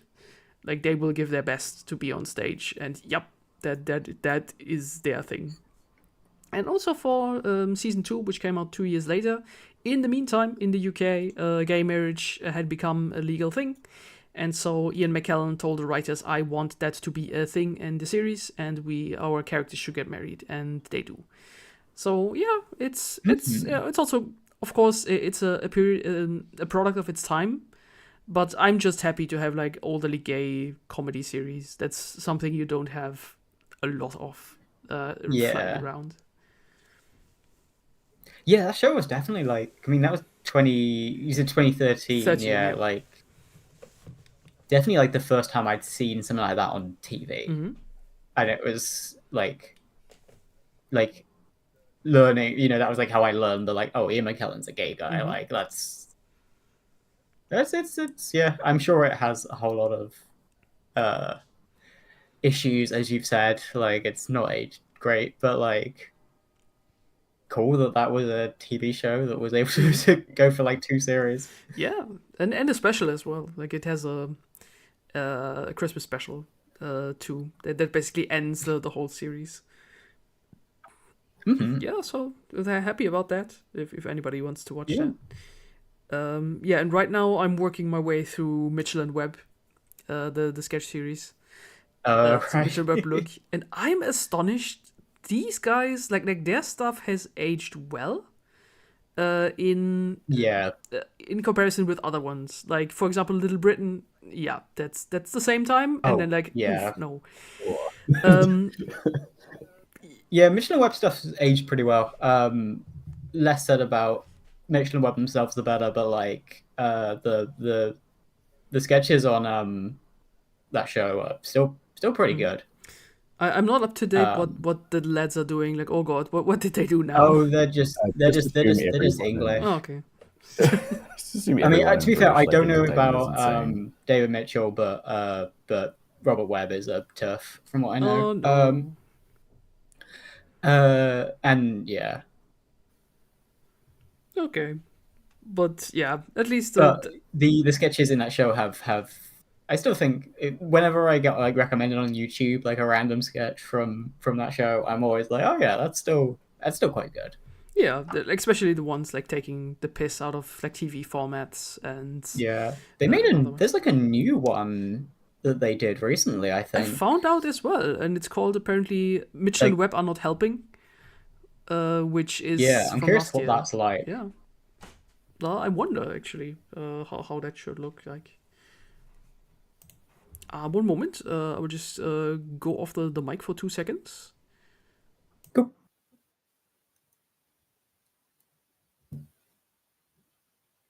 We can take over now. There's no one to stop us.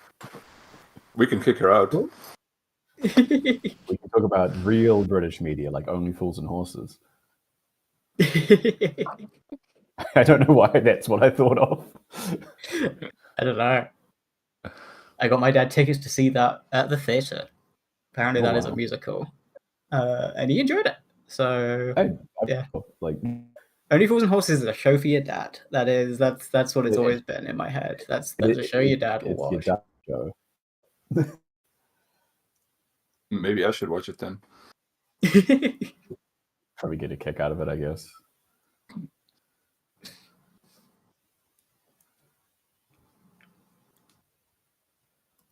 That's real. If like that's the thing, if they tried to do Stranger Things in the UK, it would just look like Only Fools and Horses is the problem. That's actually a good idea. They should do that. What does that mean? Only Fools and Horses, like I think, is set and like it's like from the 80s, and I'm pretty sure it's like set in the 80s as well. That was just like my joke. I see. Again, a joke for one person, Ali. There's a lot of jokes that are only for Ali. Yeah, well, Ali's the center of the podcast. We know Ali is the smartest and most important. So, obviously, when Ali's not on the podcast, we should be asking, "Where's Ali?" Yeah, you did a podcast where you were asking, "Where's Ali?" That's like a famous GARcast podcast. Famous GARcast because I wasn't there. Ali is like the brains of the operation. Oh, that's Trashcast. That's right. What a banger! Yeah. Where we just like Ali, you couldn't make it, so we just went insane for like an hour and a half. Ali is the brains of the podcast, Elena is the heart, and we are also there. We're like the testicles. I was going to say, you're the balls of the podcast.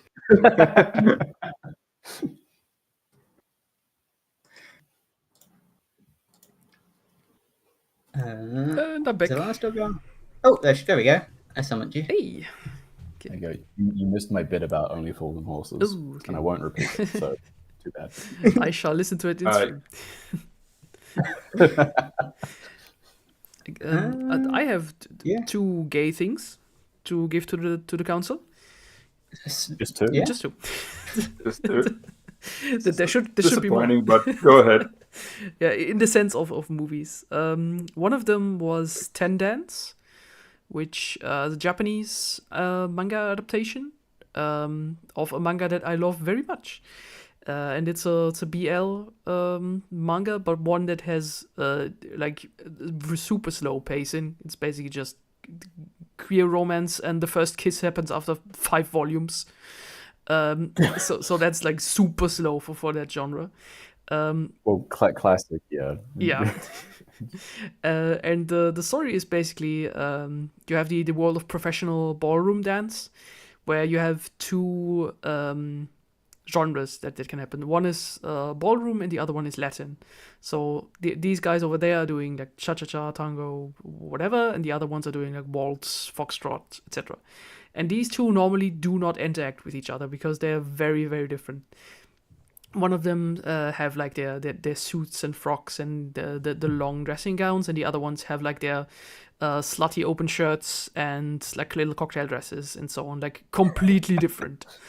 And they only compete with each other if they do a so-called 10 dance, where you have 5 of each, like in a big tournament. And yeah, story is you have one who is like a Japanese ballroom dancer who is like high professional, and the other one who is half Japanese, half Cuban, and he's into Latin. And they are rivals, and you have your rivals to lovers, to partners thing going on here, because one of them says, okay, I don't like you, but you're actually good in your field and you should teach me. And the other one said, okay, then you're going to teach me as well. So you have a lot of like training dance montages that like get very homoerotic, and they basically grow closer to each other and like basically learn to respect each other's craft. And what I like about it, of course, as the other guy is half Cuban, he also brings like the Latin culture to the other guy as well. He says like, you need to understand how all of this works, and then they go visit like the Cuban community in Tokyo and so on, and that's all great fun. Of course, since the manga is not finished, I think it's 8 volumes released over, I think, 10 years or something. It's slow, but also the art is like super articulate. The movie, of course, only covers, I would say, the first 5 volumes. I would say we do get our kiss.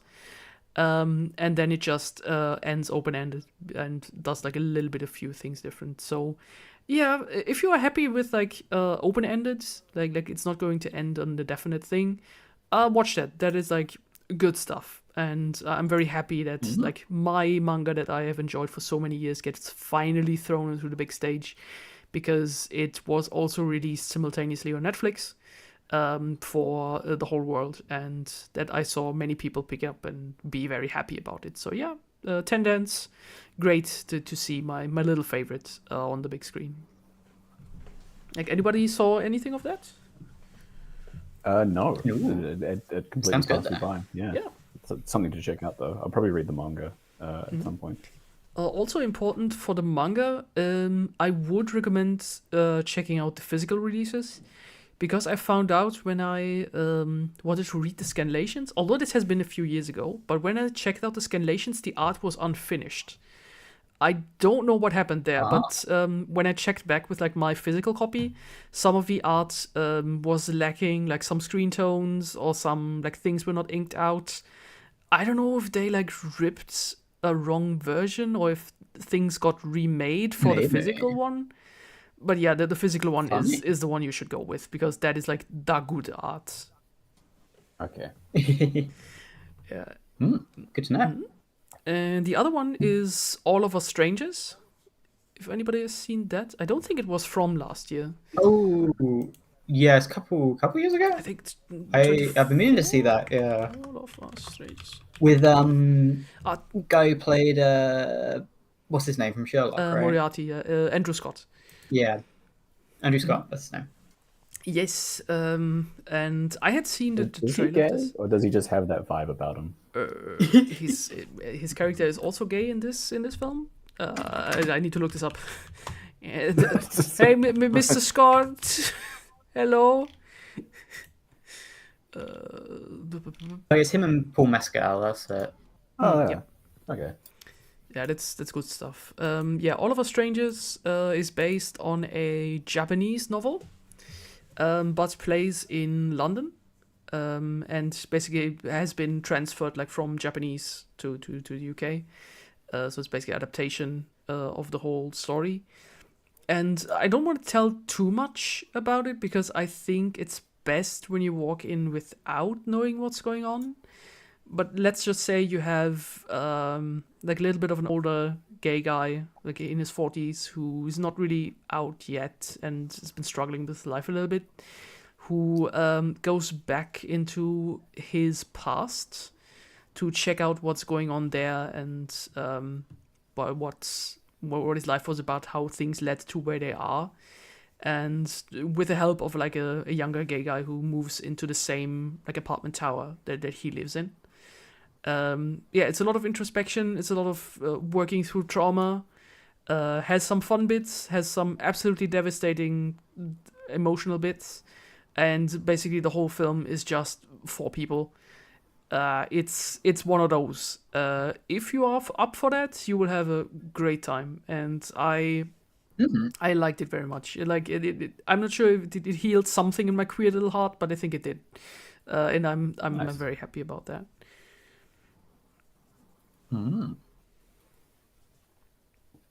There's a lot of films I saw this year that I could like talk about.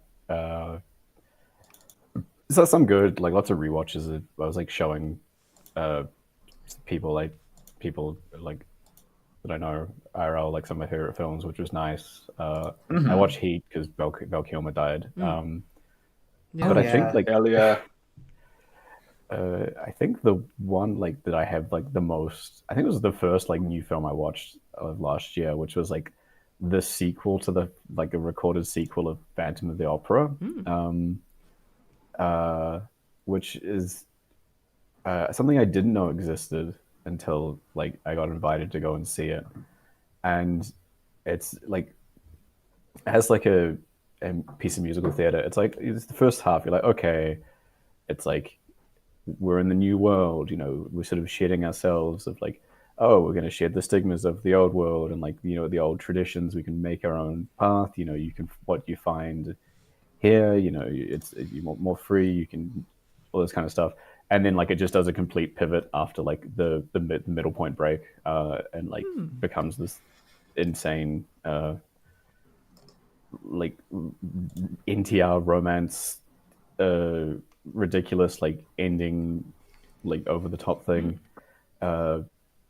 It's just like having watched Phantom of the Opera, you're like, whatever, it's Phantom of the Opera. Like the music's good, the staging's really good, the characters are great for like what they are, even if the story's like really bizarre, like just don't think about it sort of thing, just watch the musical theater. And this one is like you can't not think about all of the problems with it because it is just so fucking insane. Yeah, I highly recommend. Nice. Sounds good. It's not good. Okay, good. Okay, it goes into the let's watch that maybe pile. Yeah, if you go like, if you ever sit down and go like, what the fuck's the sequel to Phantom of the Opera? It's like Andrew Lloyd Webber's got you covered.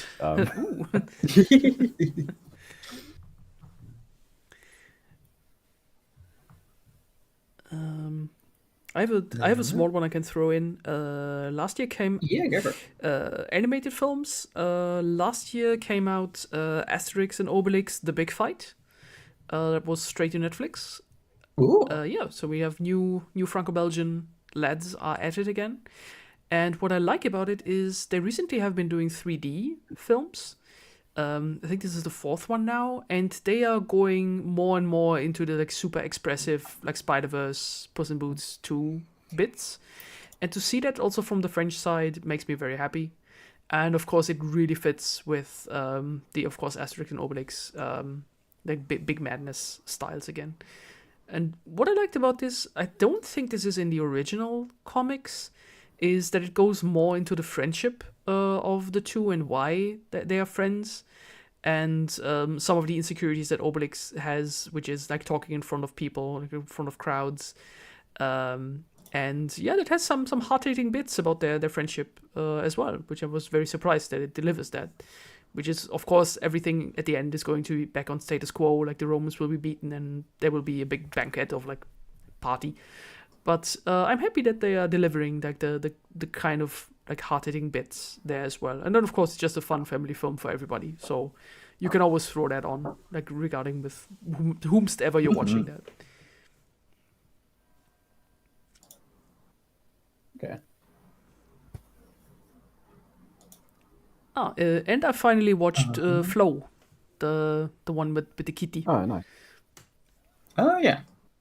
Yeah, great stuff. Let's go. What's Lithuania? Yeah, first Oscar nomination, I think, for the country ever. So they were very happy about it, and it was a film basically done by a small studio in Blender. So yeah, just go off, Kings. Very happy for that. Nice. Like, just let me check that before I say any nonsense over here, because I know it was one of the Baltics. I mean, I can't think of any other Lithuanian animated films. So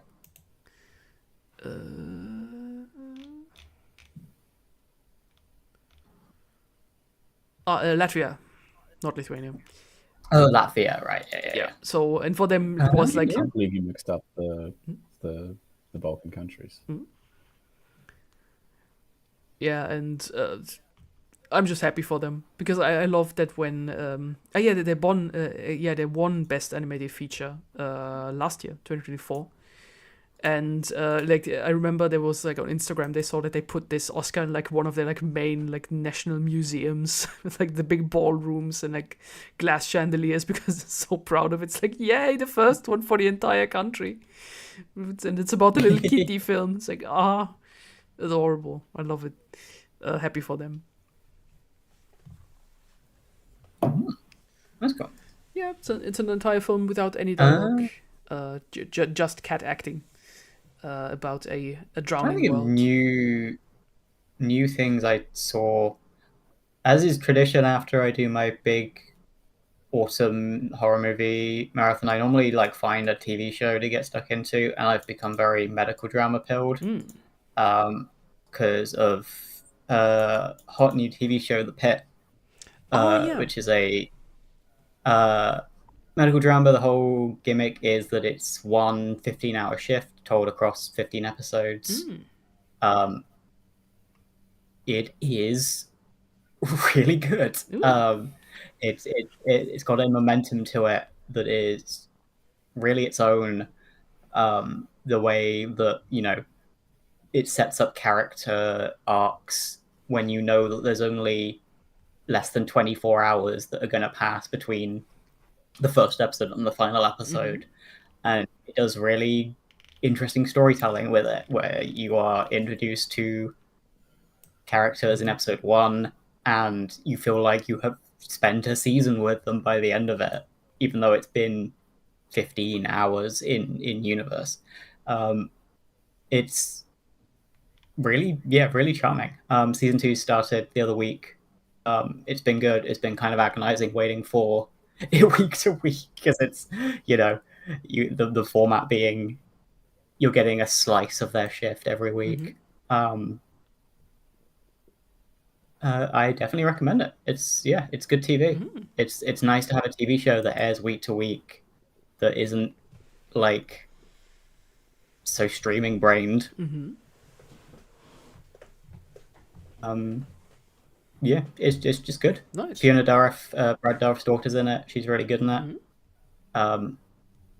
Brad Dourif appears for like 5 seconds in one of the episodes in season 1, which is kind of why I started watching it. I was like, okay, I'll get to the Brad Dourif cameo, which is in like episode 14 of 15. Okay. So like, it was totally worth it. It's I was waiting a while. I mean, it was totally worth it. I love that guy. nice. Yeah, good show. Okay, great. And I've been watching ER because the pit is by the some of the people who made ER. So I've been watching that, and that's also been good. Very 90s. It's a show that will have a bunch of cameos, and I'll be like, oh, hey, there's that guy. Like, just like random actors will show up. It's quite a fun dynamic when you're watching a show from that era. Am I mistaken, or is that the series that George Clooney actually came from? Or was that another one? Yes, I believe so. Okay. No, yeah. George Clooney's in it. Yeah, he's like the main draw. Like, he's not the main character, because the main character is actually the guy who goes on to play the lead in The Pit, who's like a med student. Then there's like the head attending, who is like the main character, and then George Clooney is like the third of that trio. But he's definitely the like obvious star material in there. Yeah, because I remember the like film history anecdote that I think back in the day, George Clooney had like a very clean guy image. So when he was cast in From Dusk Till Dawn, it was like actively shocking to people. Yeah, but I mean, Tarantino directed one of the episodes of the first season, so I imagine that's how they got acquainted. Okay. Is because like one of the final episodes of season 1, Tarantino directed, so I imagine that's how him and George Clooney got working. Okay, cool. But yeah, nice. I haven't seen much else that's brand new. Watched a bunch of movies. I watched through all of Twin Peaks. Oh, very good. Because of David Lynch's passing. Got kind of obsessed with that for like a good 3 months. That's like a good ass show. Yeah. I really enjoyed The Return.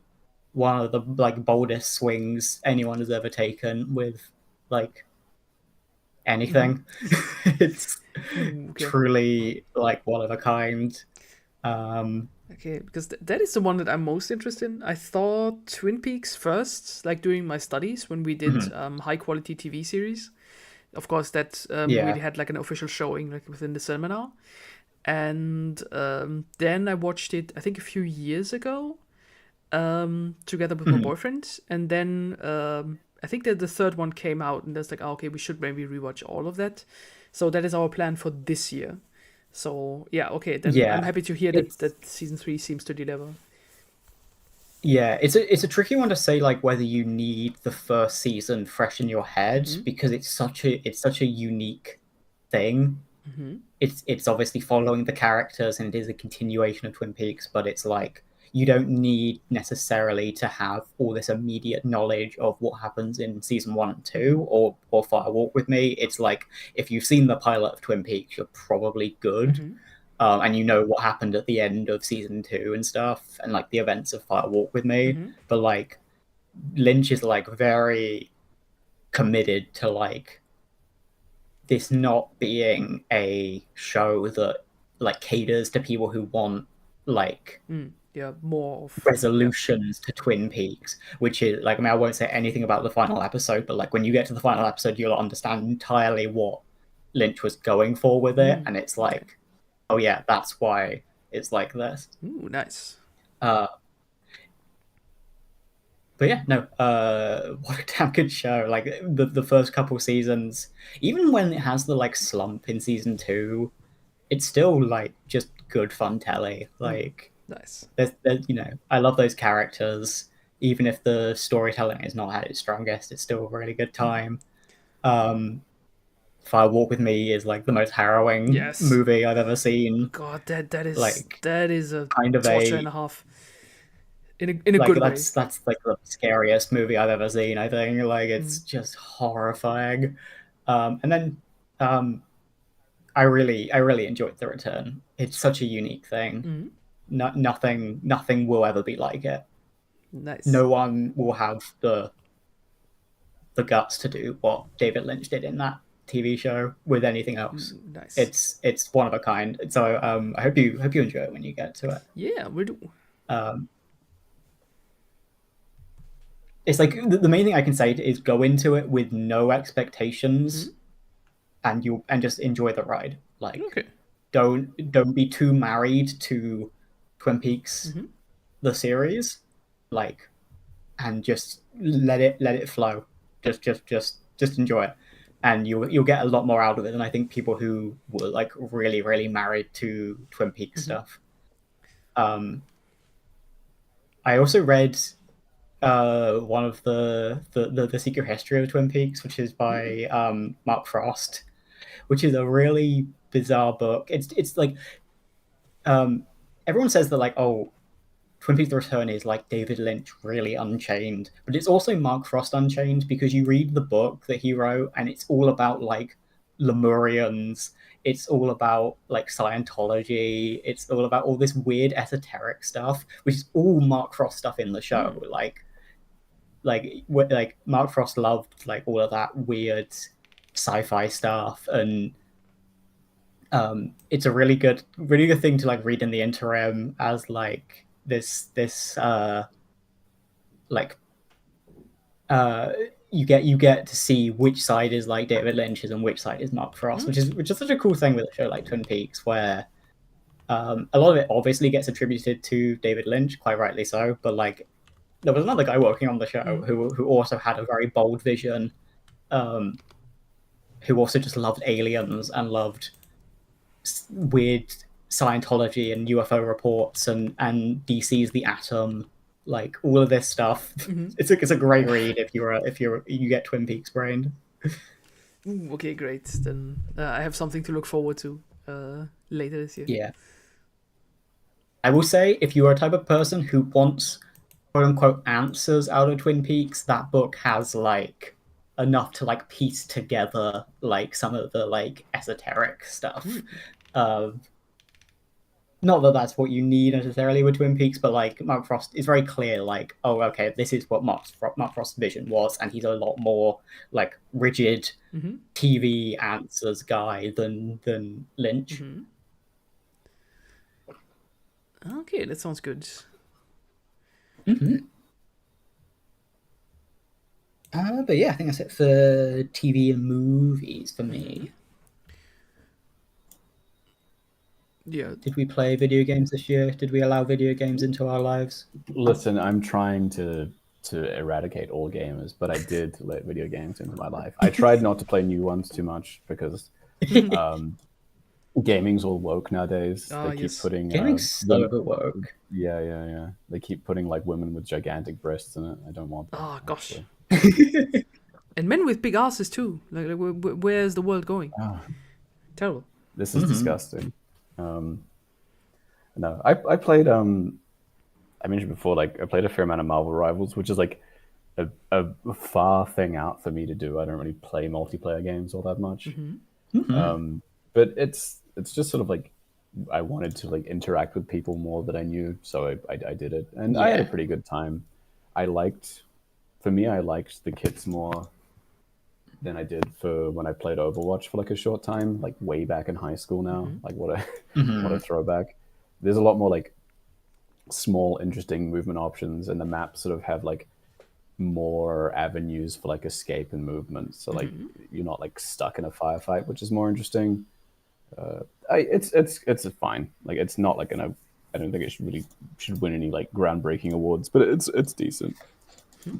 And like it's started a whole new generation of Marvel gooners, I guess. Yeah, people are gonna rip those characters out of that and gonna do things. I think they must already have. Yeah. Yeah. I played lots of other things. I think like the other multiplayer game I played recently was like Peak, which is like falls into that quote unquote friend slop genre. Yes. It was fun. It's like a little game to play with like friends. Yeah, the game looked cute. I never got around to playing any of it, but it looked like a really fun game to play around with people. Yeah, I'm a big fan of those like games you hike with your friends in and that kind of thing. I'm looking forward to Big Walk.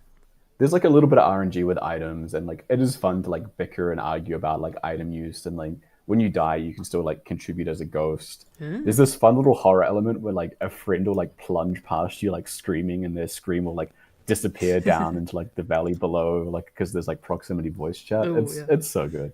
Yeah. That's the correct way to play it as well, is like mute yourselves in Discord call and just use the proximity voice chat. So if you're like lost, you sort of have to try and find each other again. Oh yeah, that sounds great. It's been cool to see like studios slowly try and figure out what to do with these multiplayer games when a player can die and there's still like a good length of time in video game for people. So like I know the Killer Clowns ASIN game that came out like a couple years ago and it's probably dead. The what now? What a sentence. The Killer Clowns from Outer Space movie, they made like a Dead by Daylight a few years ago. It's probably dead now. There's probably got like 2 players. But when you die in that, you can like do mini games to give your friends like random items, which I thought was really cool. Like in these sort of games, like I've played like this year, I played a shit ton of Risk of Rain 2, and that's a game if you die, you're kind of doing nothing while you wait for your friend to get to the next level. So it's like I like games just being like, here's a mini game for you to do if you die. Yeah, here's a stim toy. For Peak, it's kind of like when you die, you become a ghost, and you're kind of attached to. You can zip around between the players that are alive as you please, and you can sort of function as like a better camera angle for them. So like as you're trying to make difficult little parts of a climb, you're you can sort of like get a better view and be like, oh, try go this way, try go that way, do this or that, like give suggestions, and you can sort of, if people are separated, you can then like zip around, try and like gather people up together again. It's interesting that you can be involved in the core gameplay still after dying. That sounds cute. And then you can revive at like midpoints or whatever. It's neat. Nice. Like for video games, I have a few. Like I actually played Expedition 33 this year, which was one of the big ones. Yeah. Same. I feel like I didn't hear anything about that game, and then suddenly award season came around. The biggest game it on was Twitter. Like the biggest. Everyone had played it apparently. Yeah, I think but why I didn't see much beforehand was I think many people didn't want to spoil anything, because this game can be spoiled by its also unique story. And I feel like the community held well together there. I did not get spoiled in any type of way. And yeah, that is a really good one. It's especially I think ex-Ubisoft people who split up and did their own thing. So yeah, they did a sort of French Final Fantasy stuff, and that is very good. I'm a little bit surprised that it didn't like catch me fully. I think I respect the game more than I love it, if that makes sense. I really like what it does. The themes are great. The characters are great, but I don't love them. Like for example, with Baldur's Gate 3 and Disco Elysium, like that went straight into my brain and into my entire existence. With Expedition 33, I'm just like, yeah, I like these lads. Super interesting stuff that I like to think about. But yeah, that's a good experience. I can definitely give to anyone. I'm my frustration with the Expedition 33 is it won out all the Game of the Year awards, overshadowing the true Game of the Year, Pipistrello and the Cursed Yo-Yo. Oh yeah. Hell yeah. That was a game that Boris was like, okay, when you're staying with me, I'm going to make you play it. I'm like, okay, yeah, sure, whatever. Damn, that game is so good. It's sort of like it follows, I guess, the trend of like, oh, here's a lot of popular Metroidvanias, but rather than going, I guess, in like a traditional sense, it sort of is the spiritual successor to like 2D Zelda games. And man, it is just so good. It's so engaging. The way you can just always unlocking new abilities and like doing little bits and pieces going around the map. The way it chains the abilities together doesn't feel like it's trying to like do like a memory test or a gotcha. It's always just like, hey, like here's the interesting, intuitive movement puzzles that you can do across the game. Yeah, it's really fun. Yeah, I was thinking you can probably say a little more about that than I do because my experience with Zelda is so limited, and I feel like it's heavily drawing from that, specifically like the GBA one, Yeah, Minish Cap. it's definitely drawing from like Minish Cap is a big one. With the like skills to move around the world, it's drawing from 3DS Zelda, specifically Link Between Worlds, which is another very good game that I want to replay as soon as I get home. Yeah, Yeah. I just really enjoyed like the sort of pacing and level design. I love how every single room in that game is like either you're doing a little bit of platforming or some puzzling or combat or like a mix of two or more of those. And it's always like inventive. It seems like they just designed the map around exactly how many ideas they had and then they stopped. And I think it's quite perfect in the way that it sort of builds upon itself as you move through the rooms. Yeah. And it never makes you feel too stupid either. Like there is some puzzles that stump you, but it's usually for like 30 seconds and then you do it. Nice. Yeah. And like the way there are secrets kind of like on the periphery of the map, and it makes sense. It doesn't tell you they're there, but like these sort of like weird puzzle setups sort of like on the edge of the map that sort of feel like you're doing something you're not supposed to, but like you are supposed to be. You've got the skills to go there, and it's just sort of up to you to like put two and two together to realize you can go there and do stuff, which I thought was really good. It's just super tight, super good. Yeah. And in addition to that, they also give you items that make you do stuff that you're not supposed to. Yeah. And they tell you like this is basically cheating, but you can use it if you want. Yeah. Okay, that is fun. Yeah, really, really like it. Everyone should play Pipistrello and the Cursed Yarn. Brazilian game. Which is Brazilian game. It's set in Brazil, kind of. Oh yeah, then it about funny little animals. Yeah, that I had seen before, and also the Castle Super Beast talked about it, that it's super good. Apparently, it has like different settings that you can make it more like a GBA game, like adding screen scratches or like any other like, fun stuff in the options. Yeah, there is like a border that's just an off-brand sort of GBA console. It's like, yeah, nice. It's a bit too cute for me. I didn't use it, but it's there. Yeah. Ooh, nice. Yeah, then that goes on the list as well for me. Yeah, it's sort of like, I think if you're not a huge fan of Metroidvania games, I'd say this one is probably a better choice because, like I said, to me, it is more a 2D Zelda-like than anything else. Yeah, and I like those. Like I've played Link's Awakening on my Game Boy back in the day, and some of the 3DS, DS Zeldas like Spirit Tracks and the other one. I Phantom Hourglass, which I also played this year. Yeah, man. Whoa. I'll stop talking about DS Zelda. I'm very fond of it. Good. Okay. Yeah, you should try playing DS Zelda. I recommend it. Okay. They're very good games. Yeah, so Pipistrello. I'll probably get around to that as soon as I play more Zelda in general. Yeah, it's sort of frustrating because like they're so, especially the DS Zeldas are so, the 3DS one not so much, but like the DS ones, like they're so tied to the hardware. I can't imagine playing them on something that's not.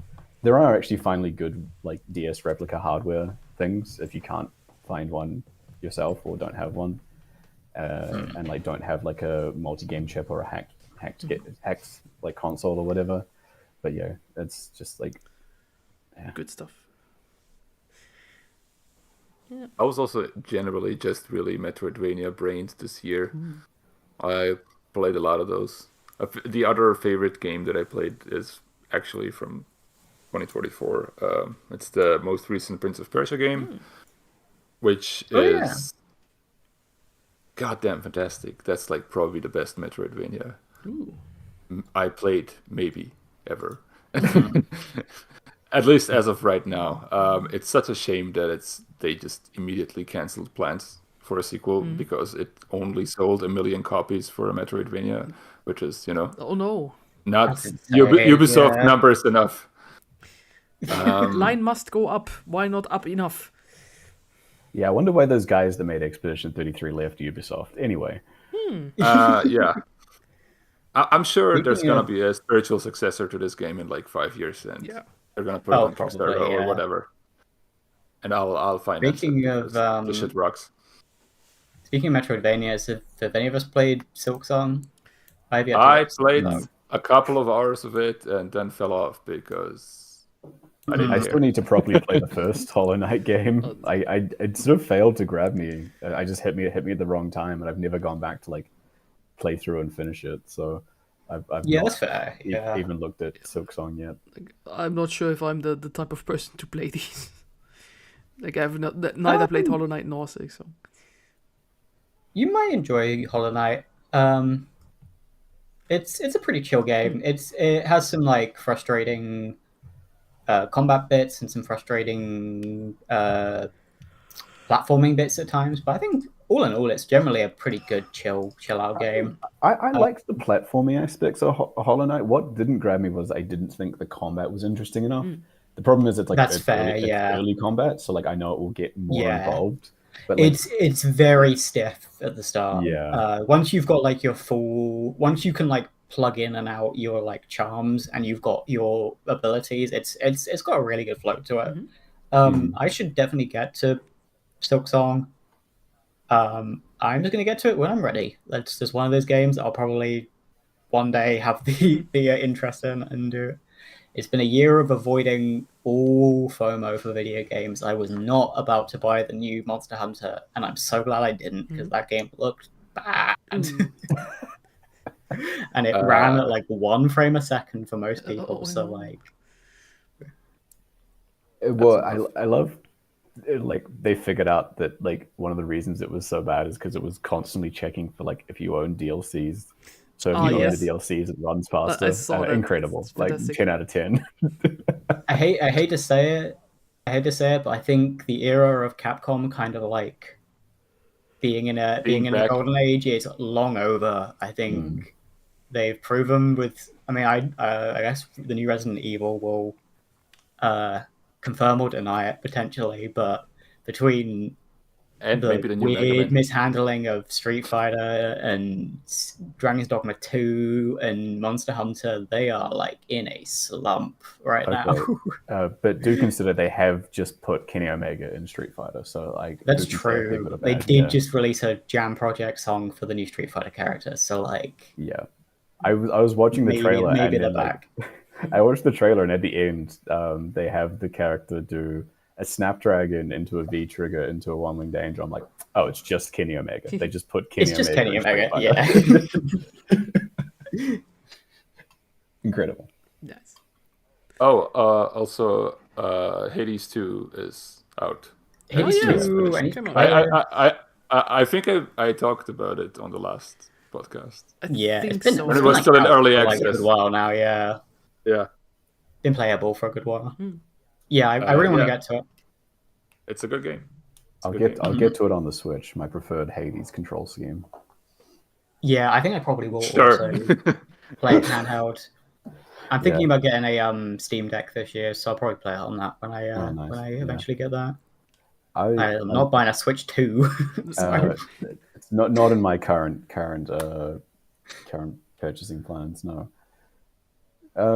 What I did attempt to play this year was I really enjoy. I think there's a lot to like about early BioWare RPGs. I have a lot of problems with them, but like there's a lot to like, and I'm like there's kind of this middle transition period from like early BioWare RPGs to modern BioWare RPGs, and it happens on Dragon Age 2 and Mass Effect 2. And I played Mass Effect 2 again recently, and I've come away more positive on it than I was in the past. And I was like, well, let's try Dragon Age 2. And it's a game that I was getting increasingly more positive with, even if like it was like, I think far and away like some of the worst writing I've seen in a BioWare game. And then like the game like soft locked itself, and I would have to like load back like hours worth of saves to like unsoft lock myself, and it went nope. So I didn't finish it. Goodbye. Goodbye. I'm like, I'm not engaged enough with you to do that. Goodbye. But yeah, oh boy. And I was like, maybe if I finish Dragon Age 2, I can convince myself to play Inquisition, a game I really don't like. I didn't finish Dragon Age 2, so I'm never going to play Inquisition. Too bad. That's fair. Okay. So I played good games instead, like Morrowind, the greatest game of all time. Yeah. I've been thinking about playing Morrowind. I've been kind of craving it. Talk to you about it on Blue Sky or whatever, but yeah, man, it's yeah. There's that little initial hump, but as soon as you like get into it, like figure it out, or have someone just explain the start to you, it's just so easy to get lost in it. It's great. Yeah, I replayed the first Stalker game earlier in the year, and I was like, on a whim, I did not expect to play more than like an hour of it because like I love that game, but like I didn't think I wanted to do a full replay. And then I played all of the game again. It's just I love wandering around an environment like that, occasionally doing some like missions and stuff, and getting jumped by bizarre things. That game's got such a good atmosphere to it. I really love that game. Jank as hell, and some real vicious decisions they make in that game with repairing stuff, or like the lack of repairing stuff. I did play it with a mod that let me like go to a guy and pay him money to repair my stuff. That's a good ass game. One day I'll play the new one that is like 100 gigabytes. So one day. Modern game moment, yeah. Modern game moment. They also released like a bunch of, because like as I started playing Shadow of Chernobyl, they released like for the 3 previous Stalker games like remastered versions that you just get if you own the versions on Steam. You have the new remasters. Which I didn't play because I'd already installed the video game. But like, I guess there are remastered versions of, or like I don't know what they are, like touched up versions of the first 3 Stalker games. If that is something people are interested in, that you might have it already. It might be in your Steam library currently. I wasn't able to get any like real information on if it's good because the entire Steam reviews page was Russian people very angry about a Ukrainian game. It was impossible to gauge if it was actually a good thing to be playing. But I'm sure there is more of a consensus currently. It was just like I opened up, oh, what's this? Oh, mostly negative. Oh, why is it? Oh, here are all these reviews in Russian. Okay. That's probably why. Funny world. I guess the other game that I also finally gave a decent chunk of my time was Skyrim. I like sat down. I'm gonna meet Skyrim. I'm gonna play Skyrim on its own terms. Like I'm just gonna like do a vanilla playthrough, just sort of like finally like wrangle the game. Right? Yeah, and like I've come away with an opinion of Skyrim, and like I think I'm more positive on it than I was in the past. I think a lot of the modern decisions are also very frustrating, like how they've bundled a lot of the like extra mod content into the core game, and it sticks out like a sore thumb.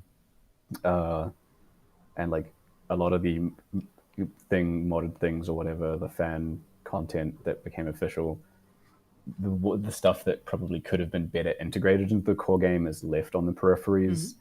And like if you don't find it, can sort of make the core game worse. Like magic in Skyrim is really bad, and there's like a lot of there's a lot of added spells through fan content that makes it much more interesting. But it's like if you don't find them, you're like kind of shit out of luck, or if you don't have it, like base Skyrim still sucks shit. Yeah. There's the Oblivion remaster as well this year. Yeah, I didn't. Which I heard was all right. It was an Xbox game, so I wasn't about to play an Xbox game, but like it was, Yeah, it's like by the sounds of it, it's just like Oblivion with like a modern coat of paint, and they updated the leveling system to not be quite so punishing if you like don't level up correctly, like the way the scaling works, which is nice, I suppose. Yeah. I think I DM'd you my opinion on Skyrim. Yeah. I played it for like 8 or 9 hours or something. I think the atmosphere is really good, but what the game is missing is being able to blow up people in slow motion. So couldn't get into it.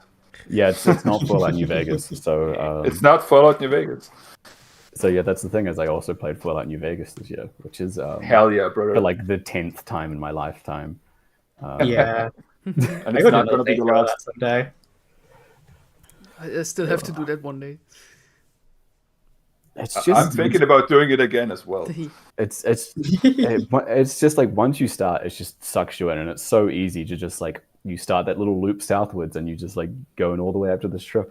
It's just natural. It's natural as breathing. It's so well designed.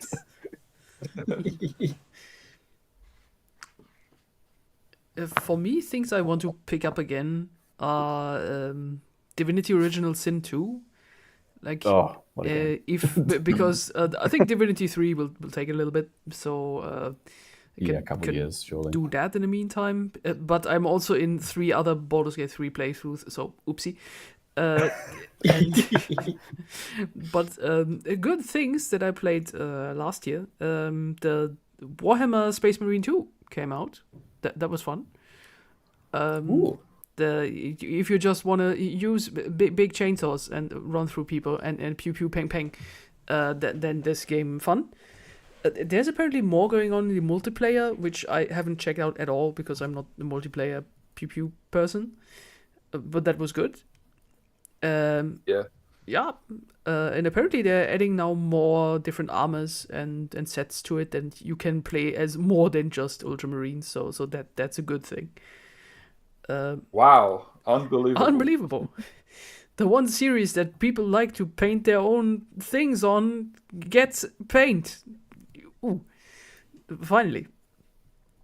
But the one good one that I've not finished yet, but want to talk a little bit about, is Silent Hill F, which came out. And I think also not many people talked about it because it's also something that you don't want to spoil.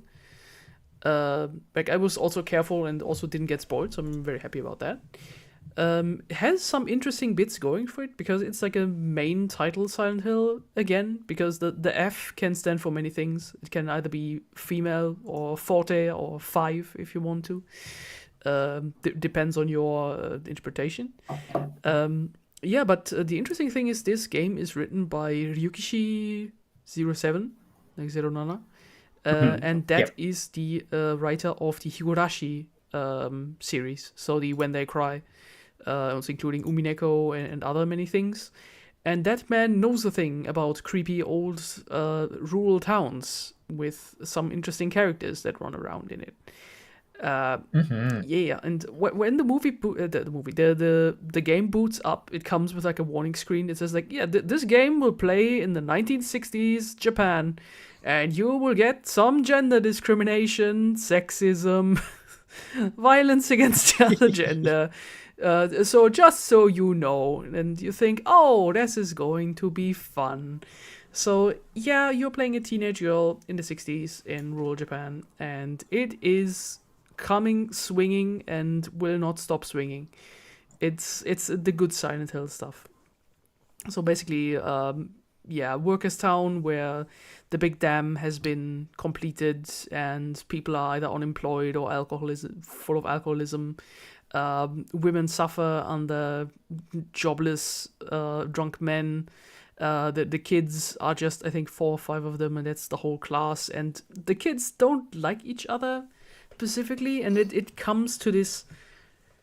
I don't want to say toxic friendships, but to the point you're like, I'm friends with you just because we go to the same class. But if it was any other constellation, we would not be friends. The sort of very awkward middle school age. And I got triggered pretty hard by all of that in a good way.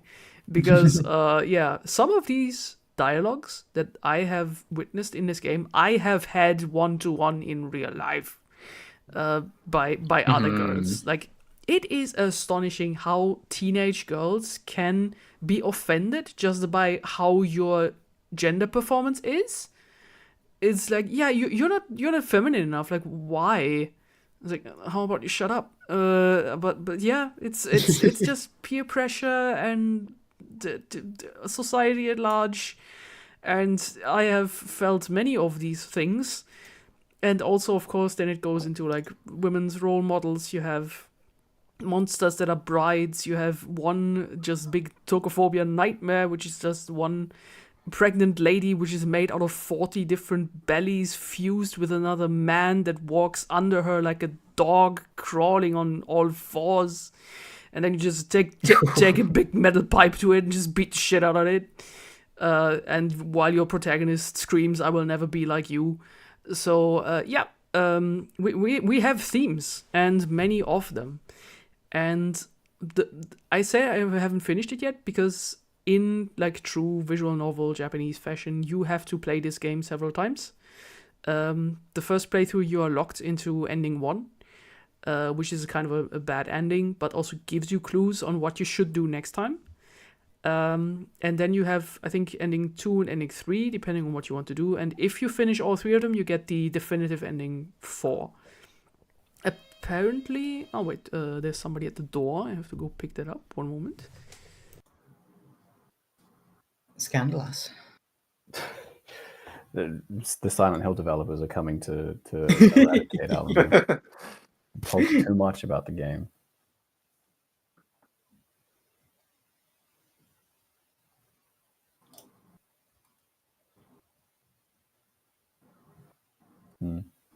I guess, like, as a side note, just while we're waiting, I did start playing Rogue Trader, but I didn't start playing it until 2026, so I can't talk about it.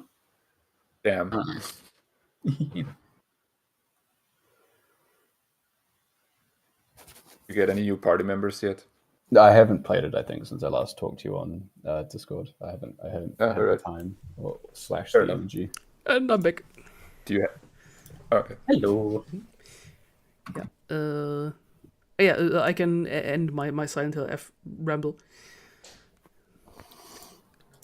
Yeah, so you need to play this game several times, but what I like about it is that things are already changing. So when you boot up New Game Plus, already the beginning cutscene is a completely different one, and your character will start behaving differently towards some people because you now, as a player, have different information about different characters.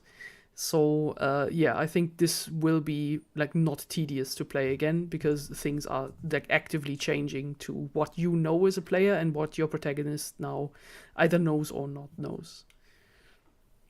So I have 3 more playthroughs in front of me to finish that, and I look very much forward to that. Also, first playthrough like 10 hours, like 10, 11, 12, Nice. And I think that's a good size for playing again. I think it's cool that we have a good fan for Silent Hill game again. Yeah, that just doesn't happen. It's been a minute. It's been a minute. It's been a little while. Yeah. Until Konami just kind of shook itself and went, wait, we should maybe do more than just pachinko machines. Konami is an incredible company that like accidentally owns like some of the like most interesting IPs they possibly could. The company that has like Metal Gear, Silent Hill, and Yu-Gi-Oh, and just like occasion and like as most of the time just like smashing their head into a brick wall.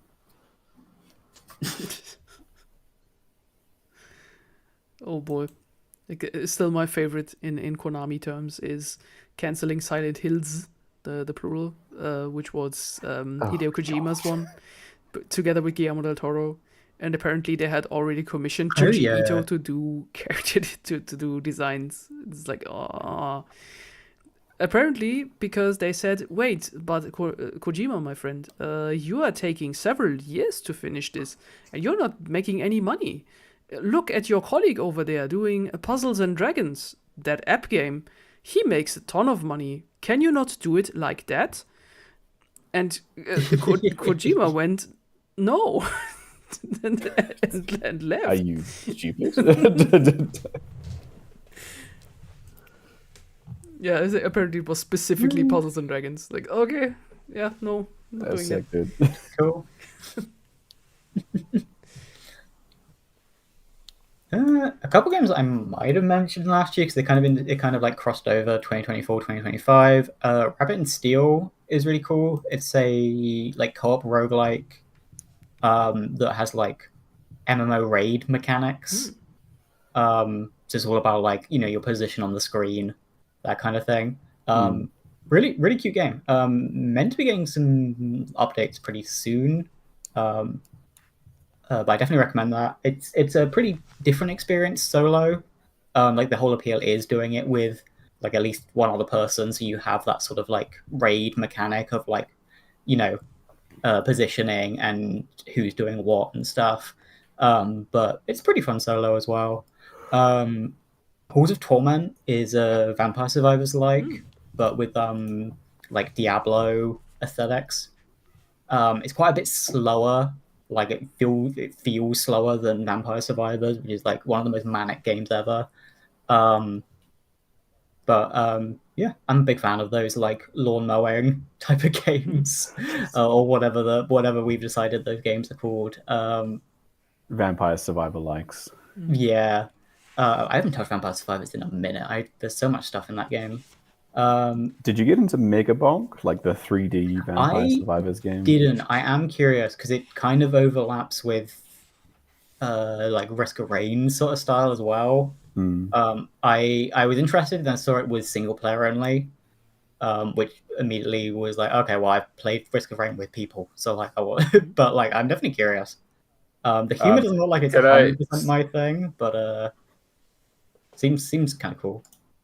Since it's on topic, I would recommend you play the demo to Hell Maiden, which is like they finally made a Vampire Survivors like that looks good, like aesthetically. Looks a lot like 90s anime. Ooh. Oh, that's cool. Okay. Hell Maiden. Hell Maiden. This seems pretty cool. Nice.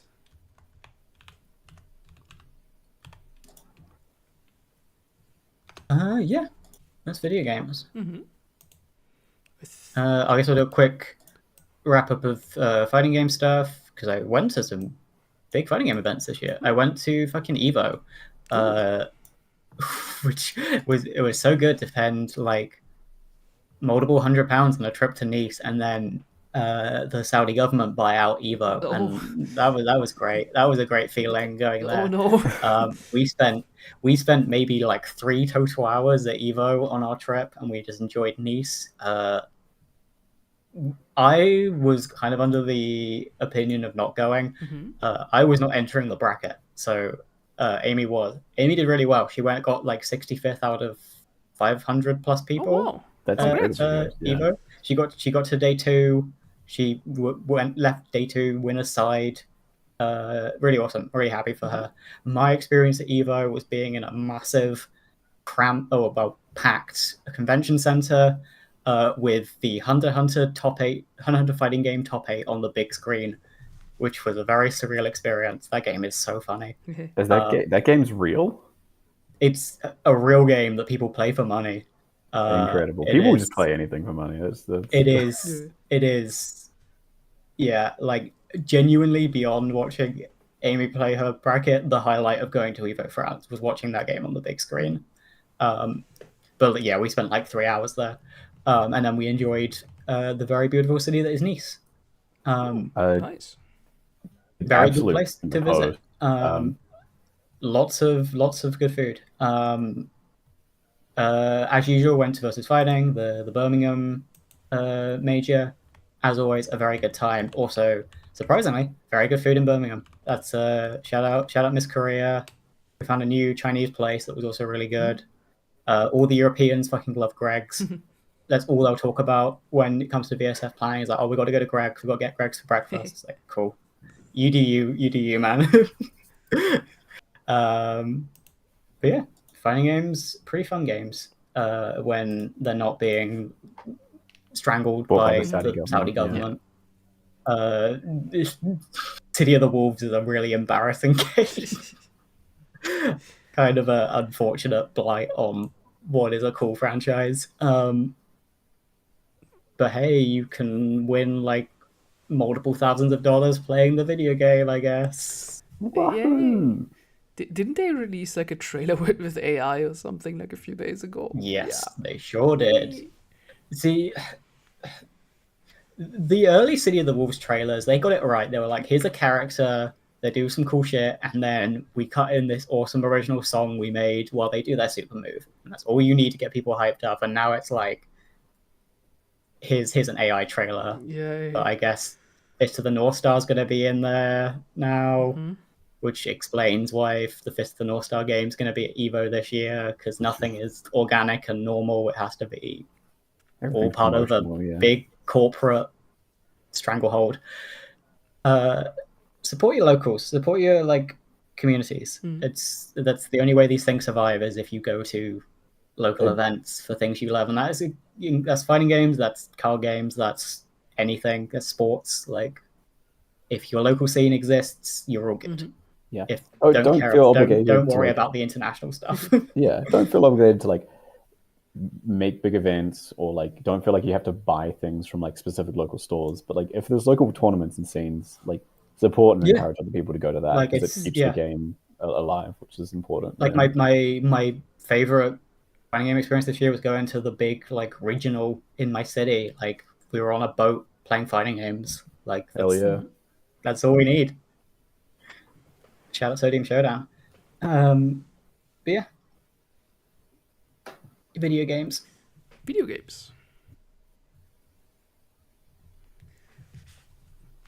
I think that has been all the gamer stuff. I think we've kind of exhausted it, and we can sort of move into our traditional last segment. It's the music. I might do I guess it's now yearly, Tom's singular book recommendation. It's not the only book I've read across the year, but one I always think is relevant. In the past, I've recommended From When We Cease to Understand and Blindside, I think. This year, it's nonfiction. You should read Discourse on Colonialism by Aimé Césaire. Might be relevant. Yeah, a lot of his ideas are misattributed to Foucault, so I think it is also now still very important to read his original writings, just so they don't sort of disappear. Don't people of the colonies, of the periphery, have their ideas on living on the periphery being erased. It's very important to preserve those. Discourse on Colonialism by Aimé Césaire? Okay. Yeah. Good. It's from the 50s. Yeah, I think it's and it's still relevant. 1950. Yeah. Okay. Yeah, books. Oh boy. I think I just read one book about investing for your retirement something, which was just okay. How does ETF work? Okay, good. I'm just gonna leave that over there. And you think you're gonna retire? Oh yeah, I did read one book. It's called Save the Cat, by what's his name? It's nonfiction, and it's a guy who writes Hollywood scripts for movies. Blake Snyder is his name. Save the Cat is from the 90s, when it came out, I think. And basically goes into how to write scripts and how to structure stories.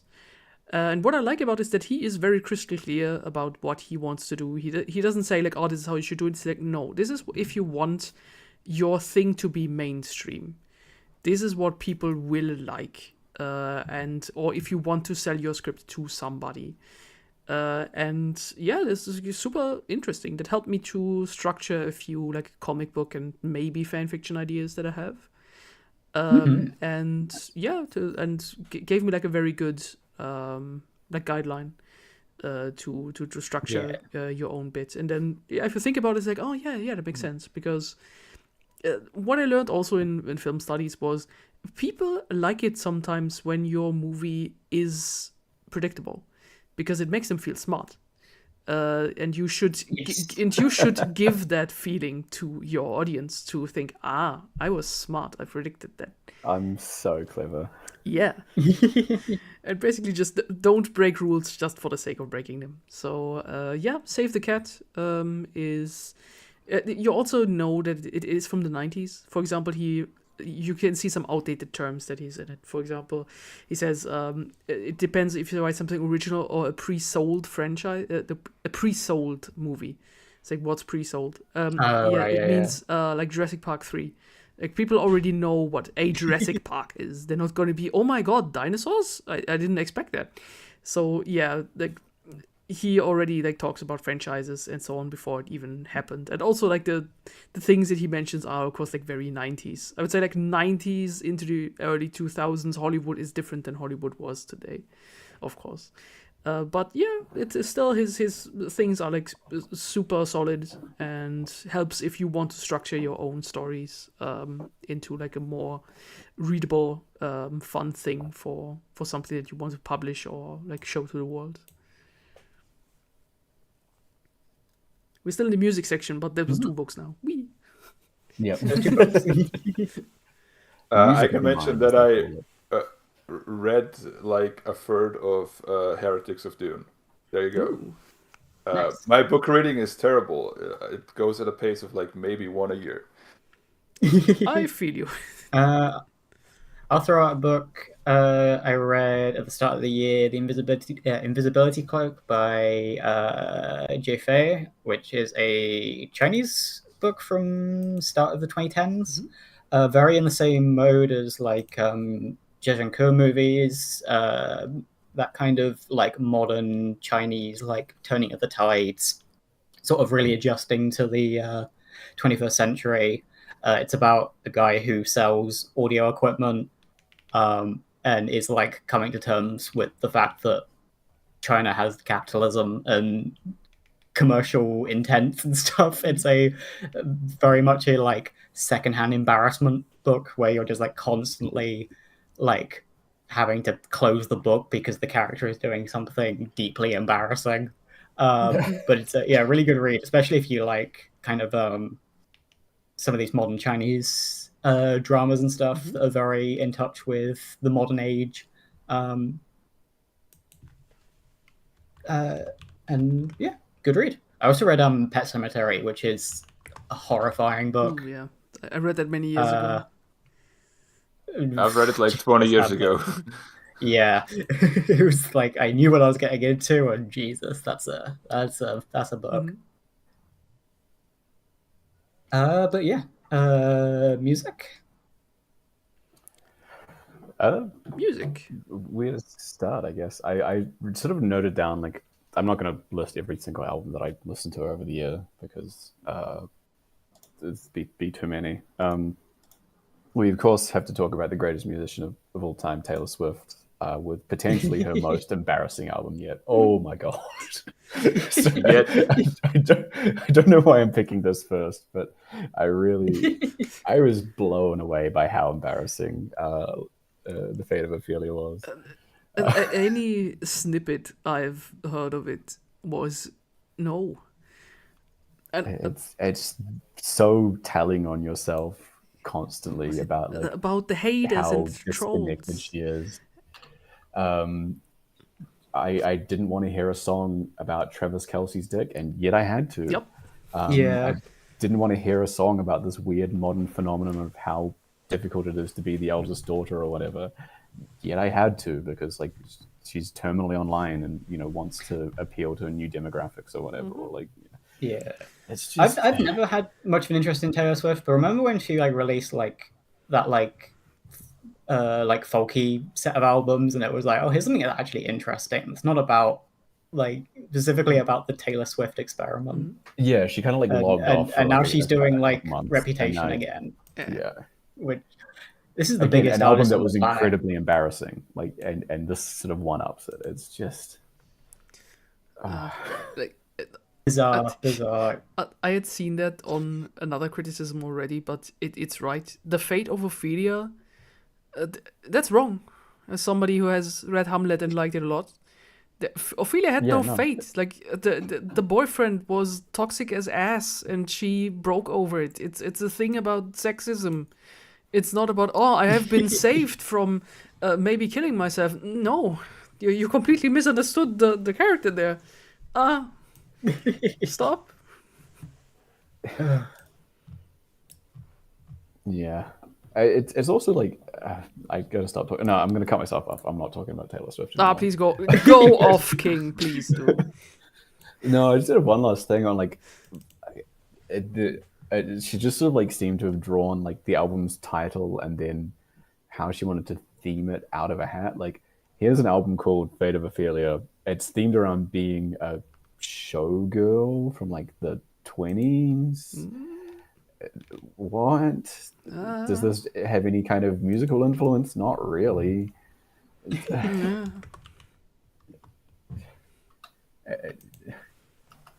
And in a just world, this album would not have been a success. But you know, Swifties, etc., etc. Yeah. What was good this year? A lot. There was a lot of very good albums this year, thankfully.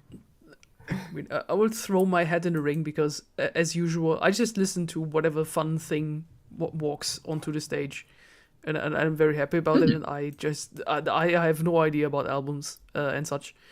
So the happiest metal band ever. Although it's January this year, but fuck it. The happiest metal band ever called Freedom Call, which is great. You should see them live. It's essentially about happy old guys, the older metal guys who are an offshoot of Halloween, the German thrash metal band, and they're just happy. All of their music is in major key. They are also very positive, and they will smile and bring a smile on your face. They released a song called Heavy Metal Happy Core, and it's exactly that. It's happy. And I saw them live a few weeks ago together with Enziferum, and that was Nice. my highlight. Yeah, the only thing... Did you at least listen to the new Halloween? No, I forgot that the new Halloween came out.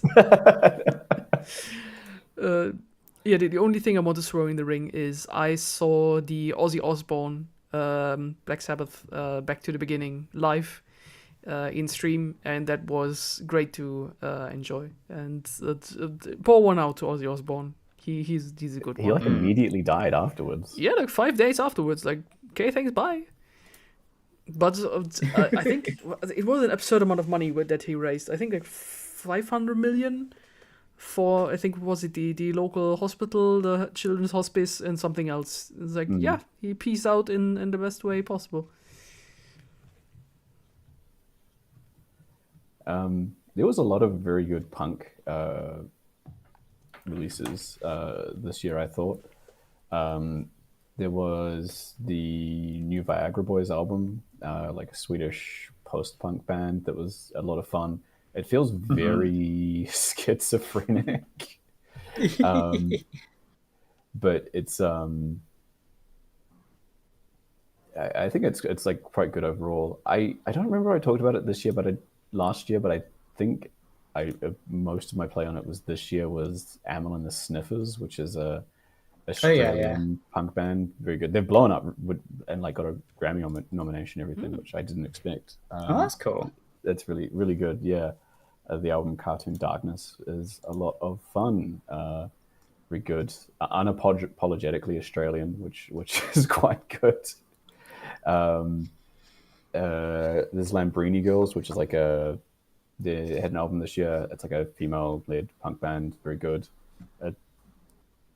Song sort of as you'd expect, but like really well produced. There was a new sort of like first release from an Auckland punk group called Dick Move from New Zealand. Good name. I thought they were all right. I just wanted to bring them up because they're a New Zealand artist. There was a better New Zealand sort of noise punk showgazy kind of act from like the opposite end of the country down in Dunedin that I thought was a lot better. Dale Kerrigan album called Heavy Greasy. It was really good. I liked it sort of has these sort of, like I said, showgazy, also like similar to, like, I guess you'd call it classic, like 90s and double O's New Zealand rock guitars through it. It's a little bit messy. That's really, really good. There was Attempted Murder from Prostitute, which is like another noise rock punk band that has like this album has like a lot of Middle Eastern influences through it. I've not listened to like any of their other stuff. I don't know if they're like of like Middle Eastern descent. I'm pretty sure they're an American like Midwest band, but I really like that album. I thought it was quite good. Yeah.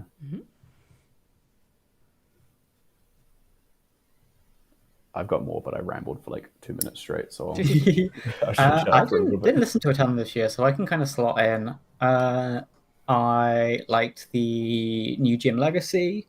I think I prefer his previous album a bit more. I think that had a bit more bite to it, but I'm glad that like Black British music has like gotten a lot of acclaim, because I think Jim Legacy is a really cool, interesting artist. The new Billy Woods, of course, really good. He's kind of leaning into like horrorcore on this one. It's like some real grisly songs on there. Always a good time to listen to Billy Woods. New Danny Brown. He seems to be getting a pattern of like doing these like spiritual successors to previous albums. Like his last one was the literal sequel to 30 with 40, and Stardust is very much like a sequel to Old, where like Old was like him collaborating with a bunch of like kind of pop EDM artists, and this is him collaborating with a bunch of like hyper poppy kind of, I don't even know, like the kind of like next step of hyper pop sort of artists like Underscores and Jane Remover. Just like a different sort of flavor of Danny Brown, but it's like he's still great. He's still got it. It's like his army of trans girls. Yeah, I love the Danny Brown is like he's like so on board with a bunch of the trans women scene. Really cool to see. Like just not something you'd expect from a guy who's like in his 40s. Not a whole lot else. I liked the new Caroline. I listened to the new Fleshwater. I really loved that previous Fleshwater album. I didn't really care for their new one much. Yeah, I felt the same kind of. It was just a bit. It didn't have that bite to it that their like breakout did. This just felt a bit too samey. Didn't have anything quite as like gripping as the previous did.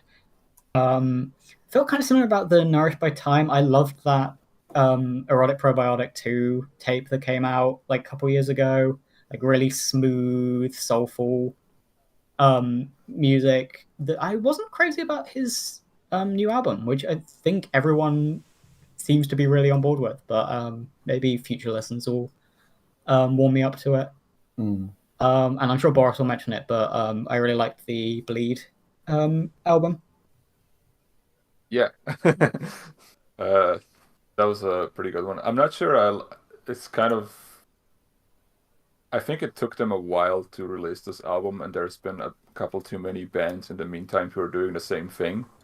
So it isn't hitting as hard as it should, but it's still like really solid, sort of shoegazy nu metal. It's very fun. Glad to see them blow up. Because that EP was like 2021 or 2022 or something, so it's been a minute since they released something. Yeah. There's like a lot of bands in the meantime that just sort of are ripping on the same set of influences as them. And doing it almost as well, so it's not as special now, but... Yeah. It's still a really good release. I listened to like a few metal things at Boris's house. But the far and away my favorite was the one I listened to before I got there, which is the Chainmail Commando by Steroid. By Steroid, yeah, hell yeah. It's so good. I could see why people would be annoyed by it, but I think it comes together really well. I was really baffled by it for like the first 30 seconds of ever listening to one of their songs, and then I just immediately got into it because the hooks are so good. It's like a disclaimer for people. The vocals in this band are modulated and they sound like South Park characters. But it's a really fun like combo of very melodic metal and punk. And also they're one of the few bands that actually played close to me, and I went to see them live this year, like one of two concerts that I saw, and that was a good time. Always really grateful for any bands who come into my neck of the woods. Nice. And I'm trying to think about like what the stuff was that I subjected you to while you were here. And there was Or lots at of just least- like top albums of the year that just sort of played through on different loops. Like I just sort of like thought I can Google like and I'd recognize the album covers or whatever, but I'll just trust Boris. Yeah, I'm trying to think what you like consciously perceived. I think you said the Crippling Alcoholism album is Yes, I like that one a lot. yeah, it's depressive golf club bangers. It's with really dire lyrics if you wanna read that. Yeah. I don't know. I don't know. Some people have complained about the vocals. I don't get it really. It's mostly like crooning golf shit, which is what I'm really into. You probably heard a little bit of the new Sanguis Sugarbog album, which I'm glad those boys are back, and I'm glad this is like the best thing they've released since their demo, I guess. Like I really love the lads, but the previous two albums were only okay, and this one is really good. Just really good production. They got some sick ass guest spots as well by like Travis Ryan from Cattle Decapitation, Dylan Walker from Full of Hell, and a couple others. So if you like just primitive ass death metal, really heavy stuff, this is it. They also have a song on there that sounds kind of like industrial, sort of a Godflesh vibe, which is also cool. Like they're branching out a little bit, but in general, just glad they hit their stride again. I'm trying to think what the release was this year that I would place as my favorite, and I'm really come up with like a definitive one album answer. Well, I think my favorite release of the year is one you've at least listened to, which I think I've finally settled on, the Nina Geraci album. Yeah, I've listened to a little bit of that at like the gym, but yeah. We've done it, dude. Like fucking EDM from the early 2010s is ironically cool now. It's great. It's always been cool. We just got it outside of Australia again.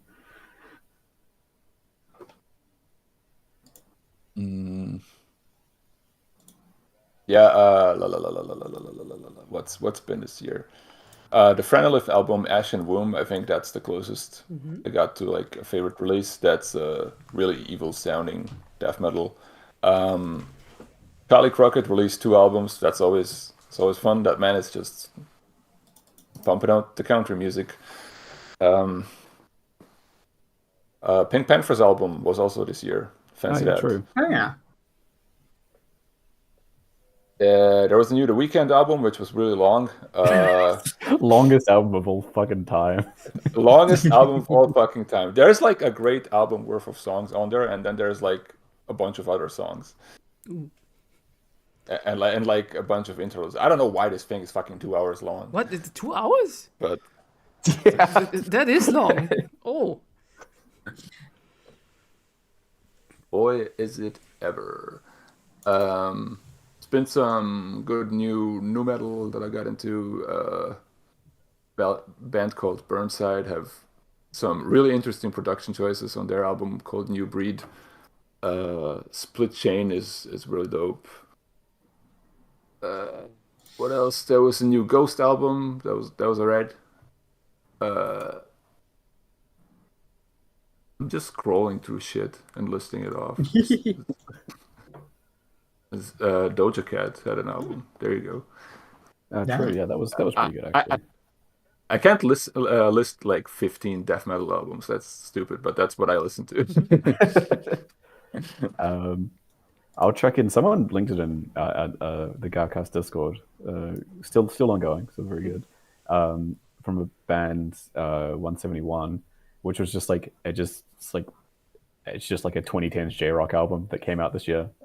It's good. I like it.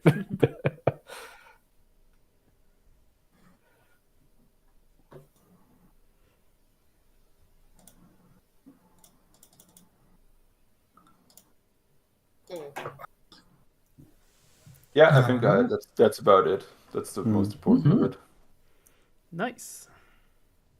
I can do another little quick New Zealand music roundup as well. Go for it. Scribe is sort of like probably like one of the most important and like biggest, oldest hip hop artists in New Zealand. Like he was definitely sort of the biggest when I was growing up, and he's like a big influence on a lot of people. He put out sort of his final album this year.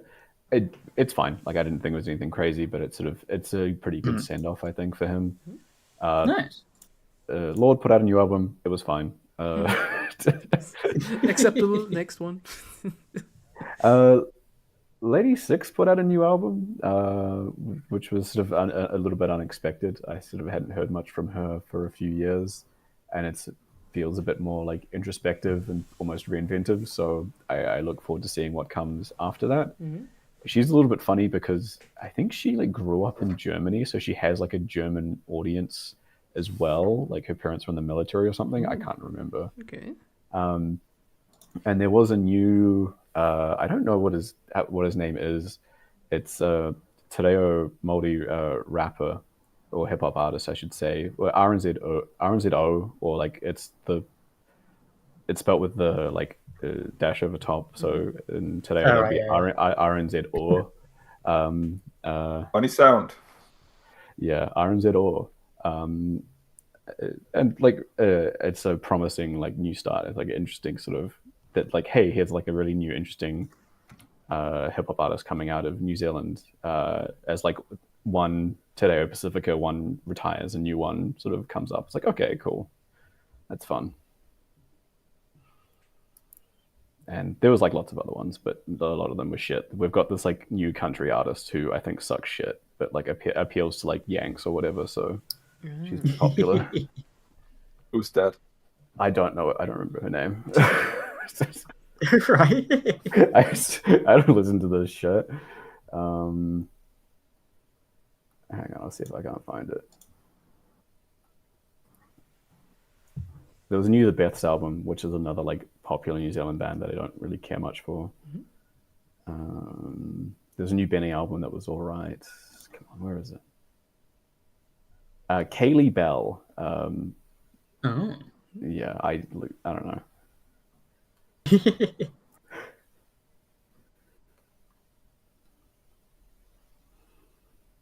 I don't know. If you like country, maybe, but I don't think much of a.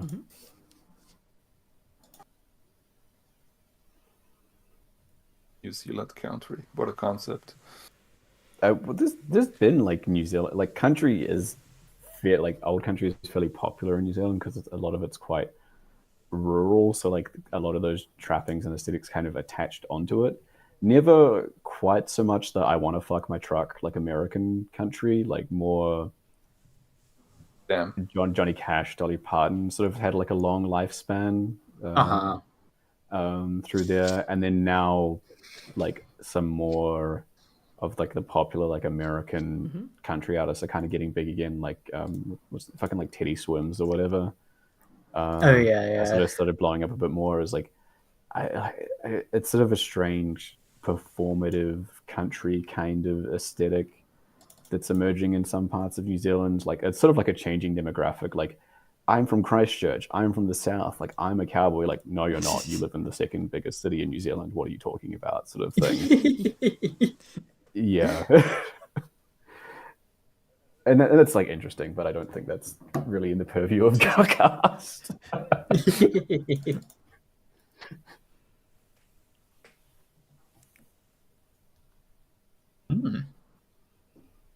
I'm gonna have to look into whether or not there's any good like death metal from New Zealand not made by Nazis. Oh, is Ulcerate a Nazi band? I didn't know. No, not them. I'm thinking of another one. Oh, thank God. Ulcerate's the only one I really know. And I didn't realize they were from New Zealand. yeah. Oh, well, there's like alien weaponry as well, and I'm pretty sure they're not Nazis. I would be worried if they were.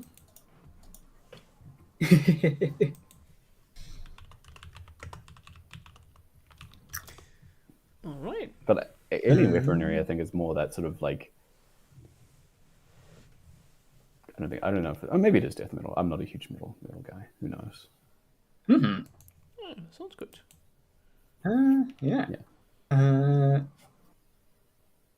Non-music stuff, but something I'll quickly round up with. I've been really comic brained this year.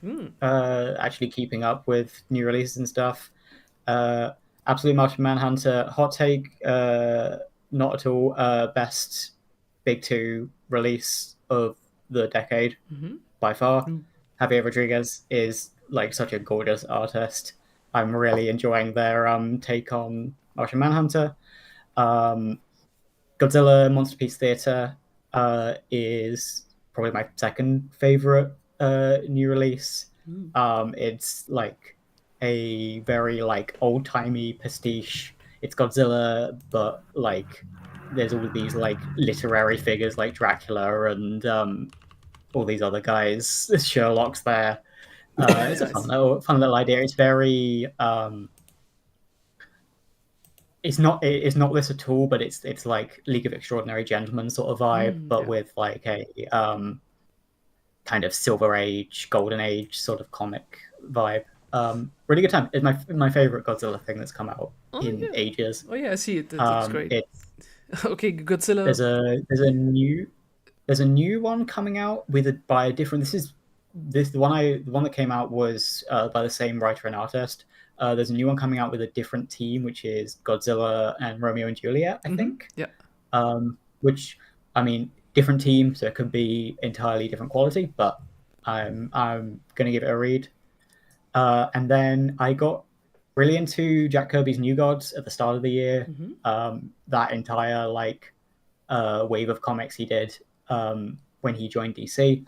And I was keeping up with the Ramvi New Gods comic, which is not my favorite. Ramvi has this penchant to like quote unquote write for the trade where individual issues don't really go anywhere and it all kind of builds up to like, oh, you read it in the collection and it all kind of like flows as a full story. New Gods is just not really the story for that. He doesn't really match anywhere close to like the Kirby style, which is fair. Like that's not something everyone can do anyway. It was kind of very fatigued by how little it was doing. One thing I do think is very cool though is every issue has like a mini prologue with a like artist showcase, and some of those were phenomenal. Like some of the best comics I read that year were like just prologues to issues of New Gods. So I recommend like it's worth checking out. I would say read Jack Kirby's New Gods because as weird as it is, it's like just landmark. But like some of those like prologues in the random issues, really interesting, really cool stuff. I like when big two books are like acknowledge that they're comic books and can have cool, unique, experimental stuff.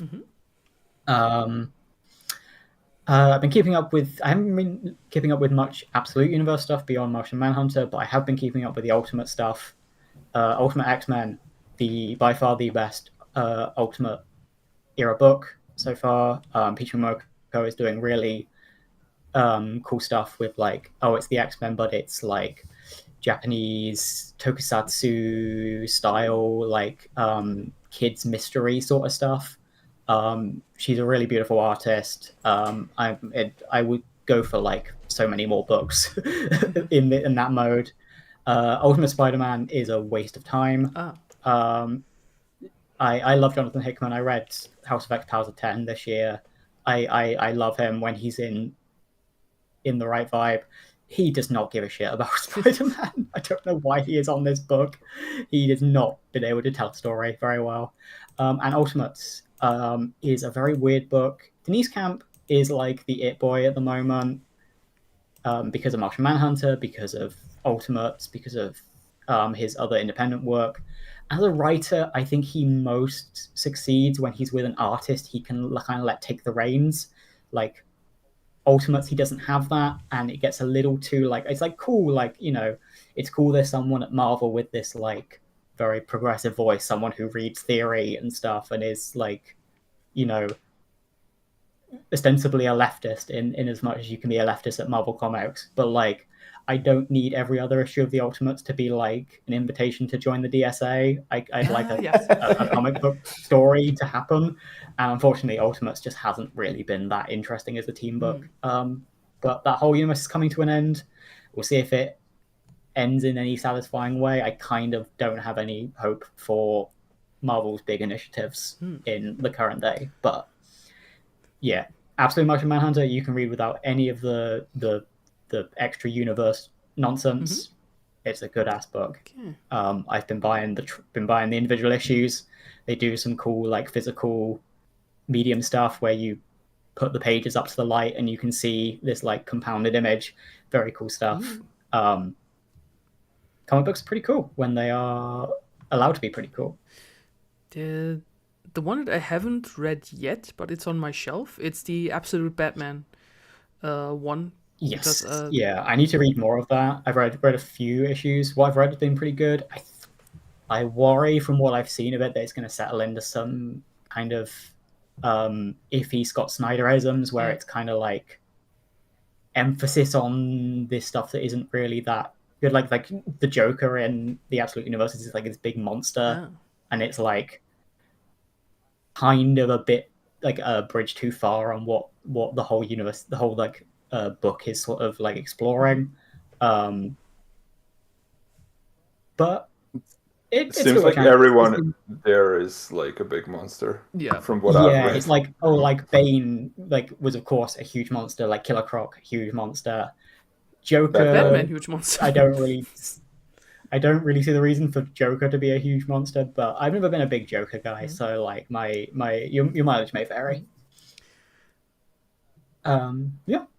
Okay. And I hear the Wonder Woman Absolute book has been pretty good too. So there's some good stuff happening in comics. Like the interesting thing I heard about Absolute Batman was that like the Absolute universe is like basically putting things on his head, like apparently.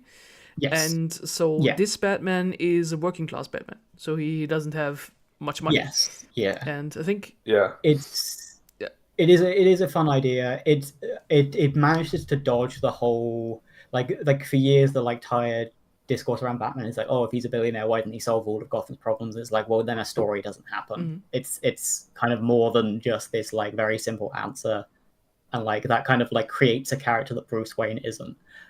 This is like, okay, well, here is Batman without any of the money.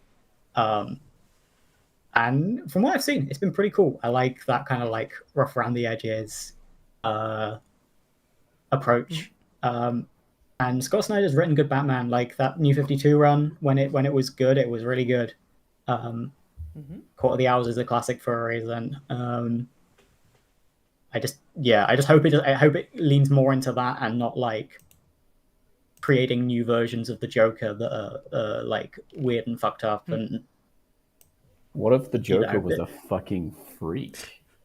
Like what? Like I don't need more the Batman who laughs in Absolute Batman. Like we can keep far clear from that stuff. Okay, nice. But yeah, I think that's everything from me. I didn't do too much with TCGs this year. Like it just didn't work out time wise for a lot of times for me.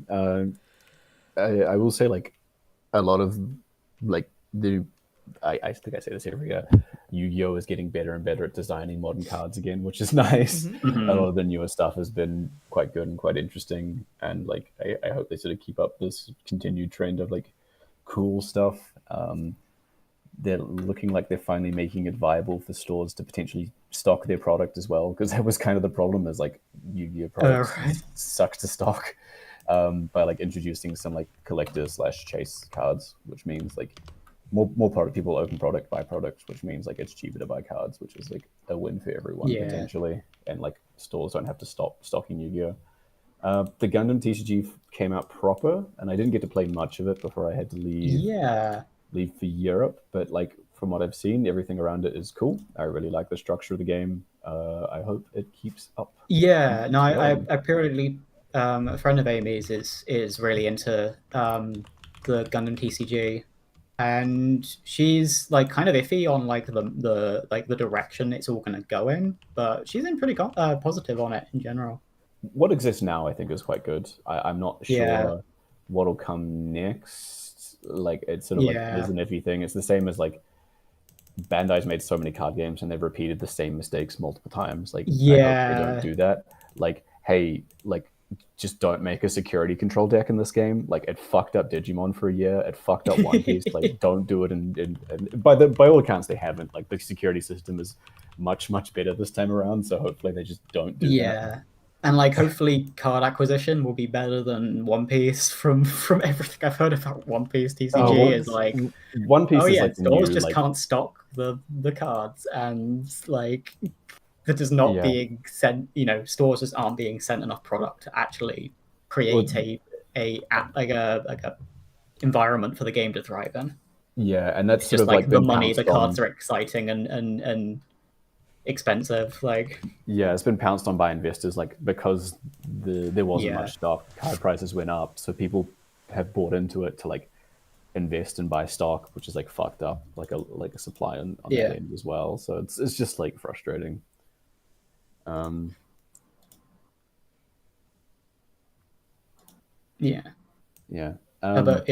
out Marie. Thank you for giving me like a whole handful of Jinbei cards, because you knew vaguely I like Jinbei and was like quite happy just to give me your cards. I very much appreciate that. Yeah. No, it's nice. And like Gundam TCG, I think they're doing an interesting thing where you can buy like there's like a chance. It's like a way to get more structure decks in the market by like there's a chance you can get like an all foil structure deck or whatever on them, which is kind of cool. Like a friend of mine got one on one of the ones he bought, which is kind of just neat. And there's also like you can buy like a more expensive version that comes with like a little figurine as well, which I guess is kind of cool. So we'll see. Like hopefully that doesn't just make supply more obnoxious and then introduce the same problems as One Piece. But yeah. Mm-hmm.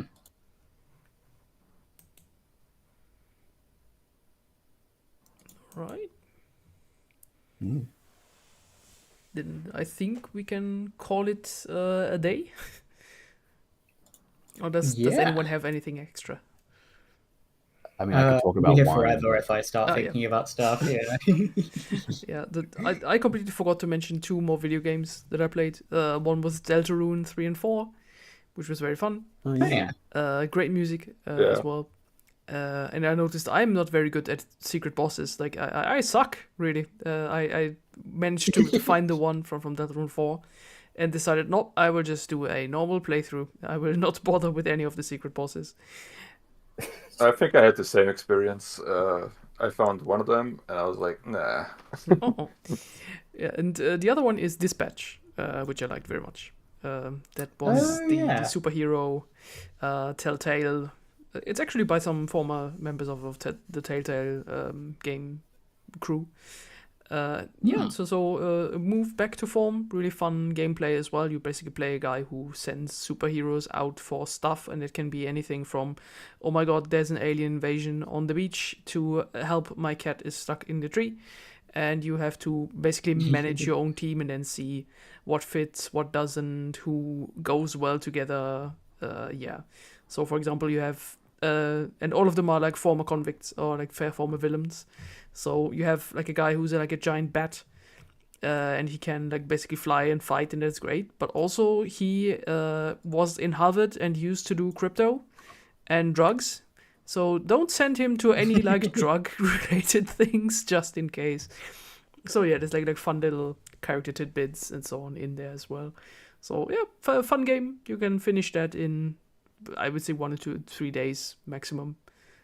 Really, really fun. Can recommend. Stellar voice acting.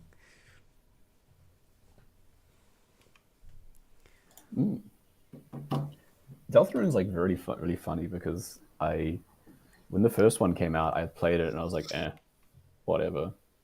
And then like I think I played Deltarune episode 2 on like a whim, like a while after it came out. And I was like, oh wow, this is way better. And then apparently like 3 and 4 are like better again. So it's like, okay, I'm glad it's building up, but I wasn't like wowed enough by Deltarune as a total so far to like feel the need to buy episode 3 and 4. So like I'll get to them eventually.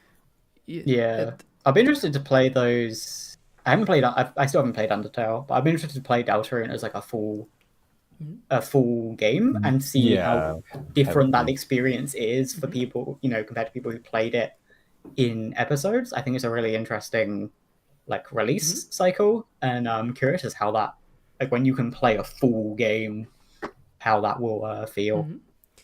So I'll probably wind up doing that. We're gonna talk about that in like 2030. 6. Okay, yeah. So yeah, 2030, I might finally be able to play Deltarune in that regard.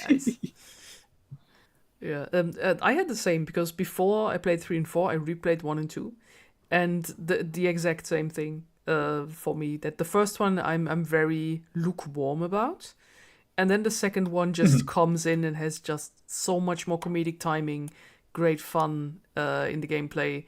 The villain is like one of my favorites, who just makes me laugh consistently. Like it's just such a step up. And then from 3 and 4, you notice, oh wait, now it's not just Toby Fox alone, but the man has like a whole studio, like a whole crew under him, and then like suddenly that really jumps up in production as well. I guess right at the moment as well, Undertale is on sale. It's like cheap as hell. I was going to buy it for Ali, but Ali already has it. So I got bought Undertale like when it came out, and I booted it up for like 5 minutes and then got distracted, and I've yet to go back to it. I am sure that game is well worth the playthrough. I've just not got around to it. No, it's like so cheap, so I was just gonna like buy it for you, and it's on sale for like 2.5 francs. So I was like, oh, okay. When did I get? I mean, last played is when I would have got it, June 25th, 2016. I got it pre this podcast. An ancient artifact. Playtime 5 minutes. I don't know why I booted the game up, though. I wasn't going to play it, but I guess that was just the mood at the time. Nice. Okay. Yeah, then thank you everyone for coming. If anybody's still here, people can still check out this podcast in retrospect. Should be up on our on the little live tab in YouTube. And yeah, I can definitely think about something we can do this year for our 10th anniversary. Something a little fun. Ooh. I'm down. Yeah. We could do like a throwback. We could do a seasonal anime review. Oh boy. Anyone want to subject themselves to 16 isekai shows? Oh my god. Oh, that would be fun. Yeah. Okay. So thank you everyone for still being here after all with us for over 10 years. And let's have a hopefully good year this year and enjoy more good stuff. Here's hoping. Yes. Okay, then see you all in bye-bye.